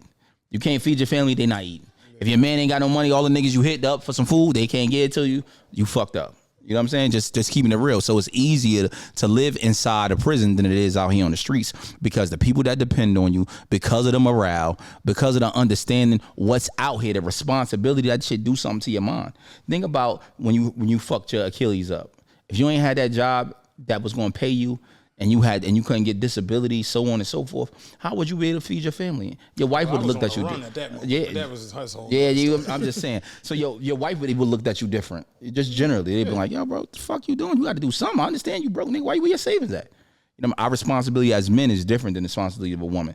Your wife right now get her injured and she ain't getting no pay. It ain't gonna affect nothing as much as it's gonna affect what you got going on. Just keeping it real because you gotta provide, and as a man, that's our responsibility. That's what you signed up for, just being born as a man. And if you don't understand that's your responsibility being born as a man and you're looking at your wife as a burden because she don't got the money, then you a fuck nigga. Because you don't understand what's going on. You don't understand what life is. You're a man, dog. You was born with nuts. You got to grab them at some time. You got to grab them and figure it the It fuck is out. what it is. I love when we have impromptu jail talk. that's what Dan's normally sleep. Like, jail talk, this nigga wakes the fuck up. Gets the fuck going and shit. They're like, that's my nigga right there. Right there, man. He said, no, let me tell you, put it in ass. Dan was like, oh, here we go. This is my conversation. Let's talk about this. Let's go talk about this jail shit, nigga. That moving is my conversation. All right, so speaking of relationships, gender roles, responsibilities, this came out the other day. Bandman Kevo, credit guru and former scammer from Chicago, put his baby mom on a contract saying that if she was to blow up or get any motion doing anything, rapping, acting, modeling, selling pussy, whatever it is, he gets 50% of her proceeds. Because she eating off his likeness. Right. I respect it.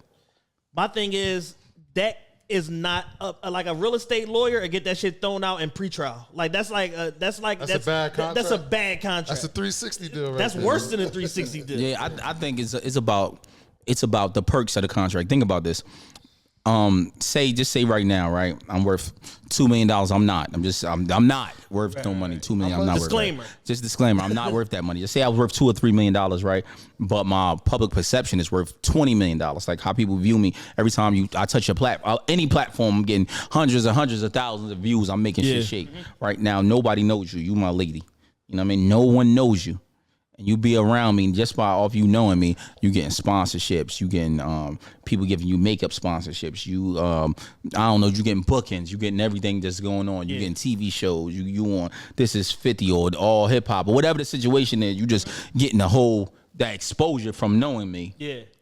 Now, to say that hasn't happened because of me is nonsense. Yeah, for sure. To say I might not have a piece of that or shouldn't be a part of that business because now I don't know percentages, but I'm talking about just generally say I shouldn't be a part of that business because I basically gave you the business. I am the business. You're only seeing something because of part of me. Now, if you love this woman and you want the best for this person and you don't care whatever she makes in life is all hers and whatever she want to see her right without you, even if she was out without you, then go ahead. Don't put nothing on paper. So if me and my wife that happen, say something happen crazy, I'm the guy now, and my wife start doing stuff and and we get a divorce, whatever is hers. Yeah, you know what I mean? That's great. I love this woman and I want the best for her because we got children together. Regardless, whatever that's different. But now if you just my lady and we still building, we growing, we a year or two in, you know, I don't know who you are. Peace, the whole I want the best for you even if it's not with me. Right. They said that, but I ain't believe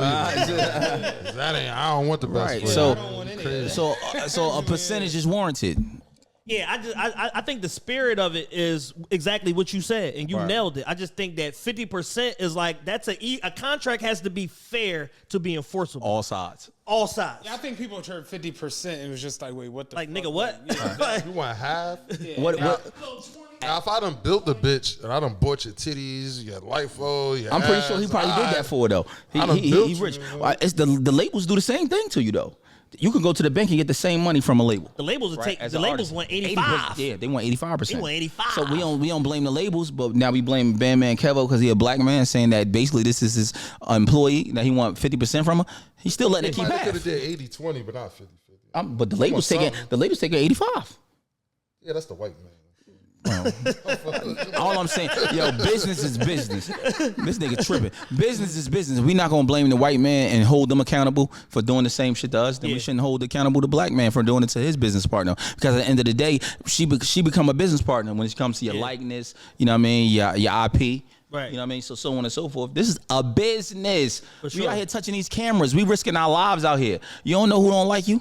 You don't know who don't like you. You know what I'm saying? Some notes. Yeah. I'm just simply saying.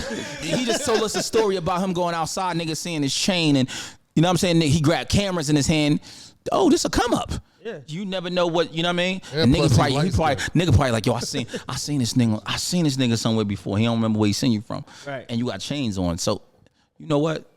This is my come up. Yeah, this could be my unemployment that hit this month. Or month. I could die right now, but I'm gonna figure out. What's I'm gonna willing to happen? go to figure out what's gonna happen. Right. And that's what I'm saying to you. So That'd be my biggest. I think the nigga Some looked shit down and happened. seen he had like some cream chucks on, and it was like, I ain't gonna go. Spun his ass around. my chucks might get dirty. Yeah, they too fresh. Yeah. And that's what I'm saying though. So that's what I'm saying to you. You deserve something for putting somebody on. So I was Anybody. telling him the shit. I don't know if y'all seen it maybe, but it was here the other day. The delivery man, like the Uber Eats, DoorDash motherfucker, he get out the car, he leave the door open, and he walks around the car. He goes up on the steps to like put the food up there or whatever. Young boy walking down the street With the car running? Yeah, young boy walking down the street goes to get in the car. So as he goes to get in the car, he come down the steps like, yo, young boy pulled the joint out over the car, bock him, let it go. He ducked down and tried to come in the car on the passenger side. Young boy looked and just like, and just kept fuck walking down the street. He, he wanted that car bad. No, but it's just a simple strip to where it's like you willing to die over a vehicle. You should. I'm talking about the fact that the young boy shot off and then just turned around like, I don't even want this joint. Yeah, that's fucking nuts. It's just like that. Like they'll do anything in a blink of an eye. Right, and that's Split second. And that it's just like when business go. Like I was talking, like we put business together. Like he owned percentage of the podcast, and it's a good percentage, a great percentage, rather. You know what I'm saying? It's it's a good percentage of the podcast, but the production is different. So people don't understand. It's two sectors of this. It's the actual podcast, the name, what we sitting here doing it. Then it's the production, the where we own, who owns the equipment, who bought the equipment. You know what I mean? How long you had the equipment? Who's gonna supply the equipment? Who's gonna pay the staff? That's different. You know what I'm saying? And when it comes to production, that's 100% myself. I own the production. You know what I mean? Though GL does help pay the staff. You know what I mean? We gotta work out to be split. Just things go because that's how it goes. You know what I'm saying? It's the business. It's the business. The business got to be put forth first, and those conversations got to be there. So whether it's with my woman or with anybody else that we doing business with, if you're not being transparent with them, then you know what I'm saying, then you're just wasting your time. And people don't understand, like when we talk about this podcast shit. To make the conversation full circle, put a ribbon on, I guess, the way we spoke about how podcasting is so new, this is a new like lifestyle thing that we're into now. Right. Every single thing. You got couples that are just like, us arguing can be a business. Right. You know, like us dancing on TikTok Could be a business. You see what I'm saying? Where it's like our grandparents, I couldn't imagine my grandfather to my grandma like, I'm gonna buy you titties. Then we gonna get on this here internet. Like it wasn't that. So it's Gary Vee said it. He said, man, grandparents is making a lot of money on TikTok. you hear some crazy. You know what I get? A lot of people tell me you need to do a TikTok with your dog because how much I post Chloe and shit. Yeah. Right. And it just be like, I was sitting there the other day thinking about it. Like, yeah, it's people that got millions of followers behind their dog. Right, that's crazy. And we just started a It's TikTok crazy, for beards and bottles. You know what I mean? So we don't know where that's gonna go. We started a TikTok. We posted a video, posted another video. It was like our third video. The shit had 260,000 views. God damn. And it's just That's like, crazy. TikTok algorithm different. it's It is nuts. different. It's totally It's nuts. unpredictable. Right. We just dropped the Fat Boy. Like we had 2 joints. We only got 3 joints up there. Fat Boy joint went crazy. The 2 joints were just a regular pod. We dropped one here. I don't even know. You know we got it to Nah, talk I about didn't it. know we had a TikTok. No, we we got got to talk about that. Yeah, we got to tell. We got. I need percentages. We got a couple. I'm like, damn, this is only our 3rd joint. We got thousands of views on this bitch, and we just, you know what I mean, just a different thing, you know what I mean. So just like you said, the podcast dudes is like the new porn stars. Remember how the porn stars used to be back in the day with Hugh Hefner when they was coming out? Hugh Hefner and they was crazy when they was coming out in the 70s and the 60s, Larry and Flint, and then they was them guys like when you know what I mean. The morale, we at that stage right now with the podcast. Yeah, now. exactly. You know what I mean? And that's the thing. Everything, even with us, we got 8 different revenue streams through the podcast. And you don't think about it when you first start the shit, but then you do it and you just like, oh shit, all right, yeah. And that's where we are, just in relationships, friendships, Right, dealings so on with and each so other. forth. It's just it's so new and a lot, you know, like keep it a buck. a lot of people don't know how to run a business. For sure. You know what I mean? You got people that are just like, oh man, you give me a 200 grand, I turn that into 2 million. It's just like, It's not how it works. Turn that shit into $0 Right. in a hurry. that is not the You know way what I mean? it And works. then you know, to understand business, you know, I didn't think GL would know. He didn't have a business yet, but he got it. Well, that's not true. He always had his own business. You know what I mean? His clothing brand. So I thought I ran multiple other businesses. I'm thinking I know more about business than him, and that's not true. Yo, You know what I mean? We sit down and have a conversation. I saw the He knows situation a the other lot day about business. on Facebook. The guy was talking about how he got his girl certified in this, got his girl certified in that, Right. put up money to get this shit, get a business, all this, and now the business don't make no money. Right, and to go back to like the whole thing you would be on, like, people aren't qualified to run a hot dog stand. Right, And right, they right. think just like all I need to do is get my cert, get a building. Yeah, financial freedom. I'm on my way. And that's not That it. shit don't work like that. And it do not work like Because that. most people don't understand. You could go to work for somebody and work 40 to 55 hours a week and get a guaranteed paycheck, or you could work for yourself and work 90 hours or 100 hours a week, and you might not get a paycheck. At all. I get a And dime. even further to that point, there's no real guarantee on any of this shit. And Right. at the same time, I feel like you gotta crawl before you walk. For sure. And that's some shit I see in podcasting now that wasn't like that years ago. Like we talk about all the time. We went 3 years not making money. Right. He was Pouring pouring money. into this shit. Pouring, investing, pouring, coming up with different ideas. Yo, how can we do this? How we do this? And then you know what I peeped? The second we started making money, it became like a piranha aspect from everybody that was around at that moment. The network started acting different. All of these different things. It was weird to the point where it's just like, yo, we'd make out better just doing it on our own. For sure. And that's where the whole Yeah. true So ownership- y'all was with a company first? He was with a company. network. Yeah. A network. And that's why we were on their RSS feed. And had millions of downloads. And we had to build up our own RSS feed. We just got our banner maybe 4 or 5 months ago. Wow. Yeah, we did 1.2 million RSS Yeah. last 24 months. That's amazing. Like That's we crossed crossed amazing. over 1 million downloads. Man, on you gotta our show me how own you did feed. that. When we get off the when we get off this, you know what I mean? And you know, you gotta crawl before you walk. Right. In any business. Right. You know what I mean? What Big say? If you don't got the clientele, you gotta say hell no. Don't give a fuck if you come up to 8 bricks tomorrow. Can you sell these Right. motherfuckers? My people miss that a lot. My mantra is this, right? If it's 10 people that spend $1 with you, then I mean it's a million more that will. Right. You know what I Absolutely. mean? But like you said, you got to build it to that, Yeah. and to understand that that even though you at a small point in your life, you got to put people in positions that they know they got to build with you. For instance, when I was giving out free music, that's all they expected from me forever. Forever. You can't do that for too long. Yeah, you got to train people to pay you. That's what I'm saying. So now, you know, we in the Patreon stage, we growing the Patreon, you know, things might not be as what it once was when we just joined YouTube. The number might be different. Yeah. But it ain't about right now. It's about a year or two from now. How do we move that forward? So on and so forth, and just having those ideas and having those conversations. Listen, Patreon saved us because I ain't gonna hold you. If that shit ain't pop, we was done. Like we scaled our Patreon pretty quick. I think the first like 90 days we put like 240 people on there. And then I think we plateaued at like 500, and then we hang around like 500 is between great. 500 to 550 That's amazing. every month. Yeah, You know what I mean? And that Shit, that that pays add everybody. up. Yeah, What? That shit add up more than Every add up. fifth of the month. That's 6 bands at the end of the year. Yeah, you know what I mean? So My question to y'all is how y'all feel about ads during the pod? Like, I don't watch $1 million worth of game no more because there's too many ads on it.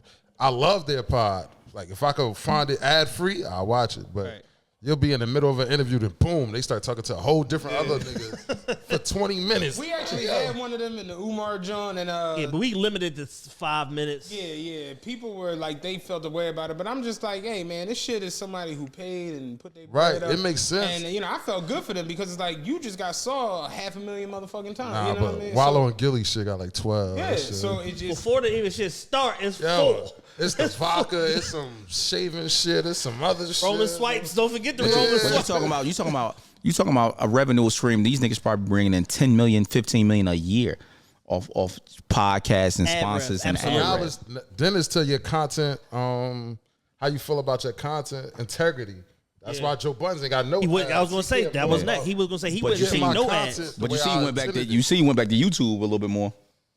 He up there, but the Patreon, I think the Patreon do them. Yeah, well. I'm saying them niggas, them dudes, them. That Patreon do them well. You know what I mean? Rory and Maul said they got so much money when they was still around when they first started the Patreon. They said they got so much money the first 2 months they was scared. Like, we gonna get indicted for tax evasion. Like, they said it's too much money. And we trying to figure that part out. We haven't ran an ad yet, and we've been hit 12 months because we didn't run an ads. Our whole thing was this: what can we do organically? Yeah. Before an ad is spent, let's see who our core fan base is. Let's service those people, and now we're just about to jump into that game. So you gotta establish a base. You gotta establish a baseline. Right. We had this. Like you can't come out first episode to have 19 ads. Right. You can't do that. Yeah. Somebody's gonna fight you. Right. You know what I'm saying? But now we not even at. Somebody's gonna swing We on such a baby. I'm trying to tell people like, yo, we a baby podcast. They be like, what you mean? We not even at 50 episodes yet.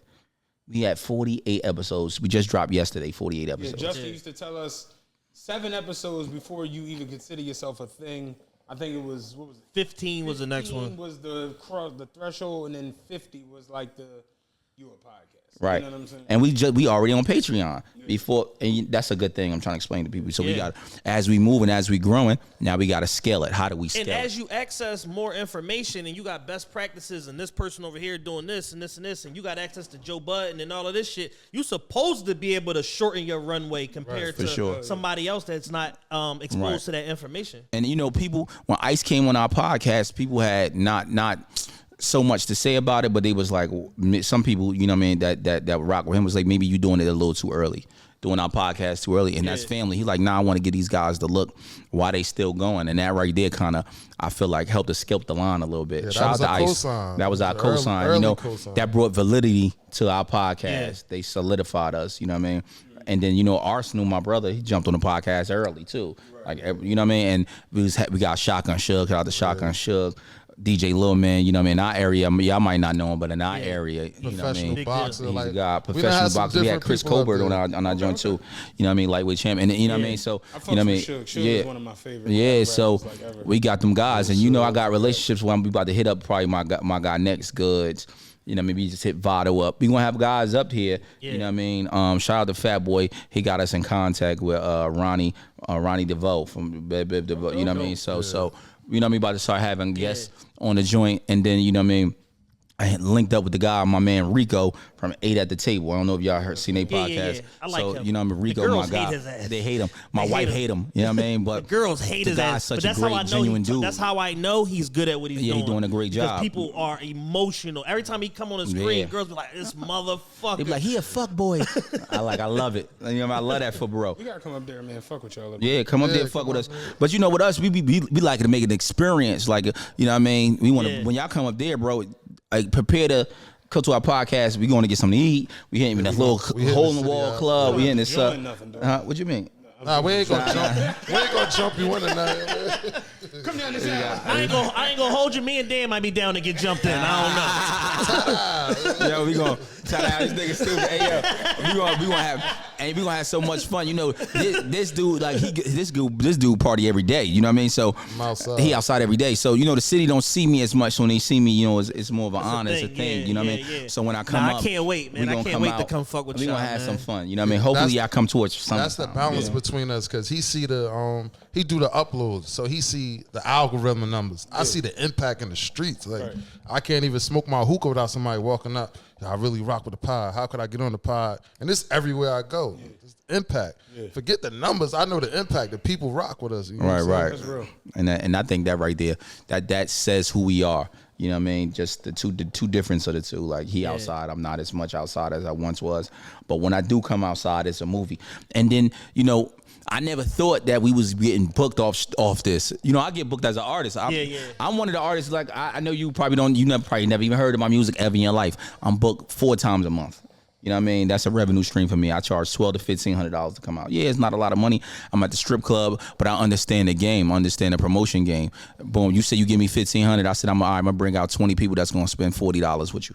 So I'm gonna bring out 20 people, they spend $40. You make more than half of your money back. Exactly. And then not only that, right? You gotta give me 2 bottles, right, when I come there, but the club gave you those 2 bottles for free, right? I'm gonna make them. Not only I'm gonna come with we gonna get the 2 bottles. We gonna buy another 5 bottles. We gonna make them so you get some money off the 5 So bottles. now and bring off it. your $1,500 and your 2 bottles, you done made back 6 bands or whatever the fuck. Right, and we gonna throw singles out here. Yeah. I'm gonna throw the 1,500 you gave me. I'm gonna throw 500 singles.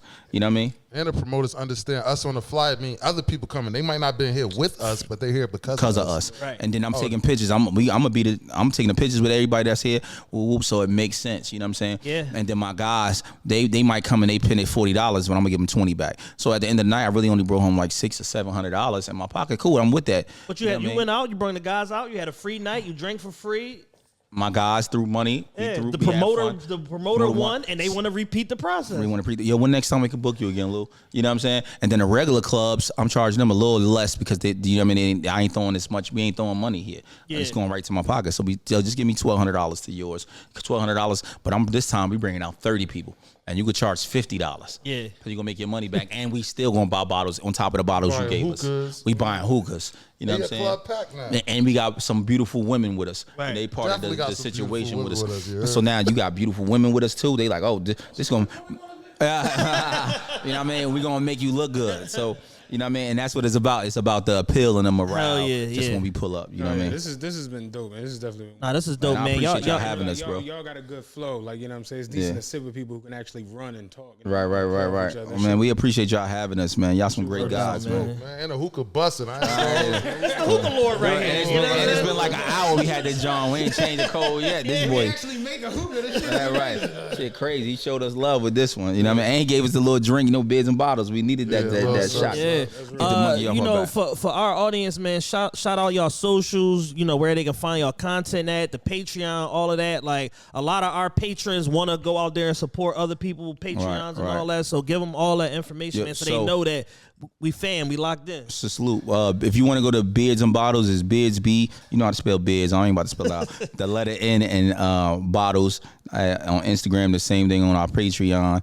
Also, you could go to me if you want to go to my personal Instagram. It's PBM_LOUIE Louie. Same thing. Beards and Bottles on Facebook. Beards and Bottles on TikTok.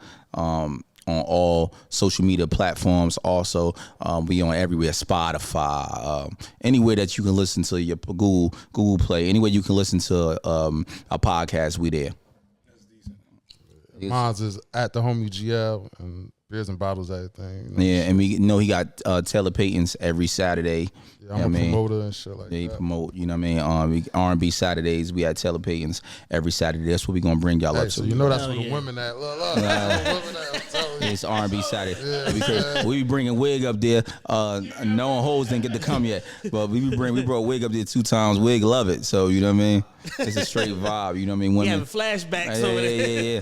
And we try to, you know, we make it that thing. It's a hookah lounge, so it's hookah, BYOB. You bring your own bottle. You ain't, and it got nice food. The food good. You know what I mean. Dope, You know what I mean. So Yeah. so then, and it's grown folks. We ain't. You know what I mean. Right. You know what I mean. It be like usually lately it's because he having a young crowd, but usually it's been 30 up. You know what I mean. So Yeah. it's one of them crowds, but. Lately, since New Year's, he had a crazy, unwalkable crowd. You couldn't get in the door. Mad people on trying to God. get in. It's crazy, you know what I mean? Yeah. And the spot only fit 250 people. So out of that 250 people, we forcing. They forcing it. So you know what I mean? So it's a great thing, though. It's a beautiful vibe. No, that's dope. When we come up, we gonna bring some people with us and all Right, that. We right, gonna right. really have a good time, man. And we gonna enjoy We it. appreciate the invite for sure. Salute, Appreciate y'all bro. pulling up on us today, Thank you for man. having us, man. Nah, this is dope. We're gonna do this again. We're gonna be on Beers and Bottles podcast. For sure. We're gonna Definitely. keep, sharing game and When y'all passing come back though, and when y'all forth. come up though, we gonna make it. We gonna make a special episode. We gonna bring 2 beautiful women, and it's gonna be us 4. We gonna go crazy. Let's do it. And let's I'm do with it. that. I'm sure you is with. You know what I mean? My family man. Just like, you know what I'm saying? Like, It's your boy C Diddy. It's your My main bro man, PBM Louie. that makes me sick. We out this bitch. Ah, Peace. peace.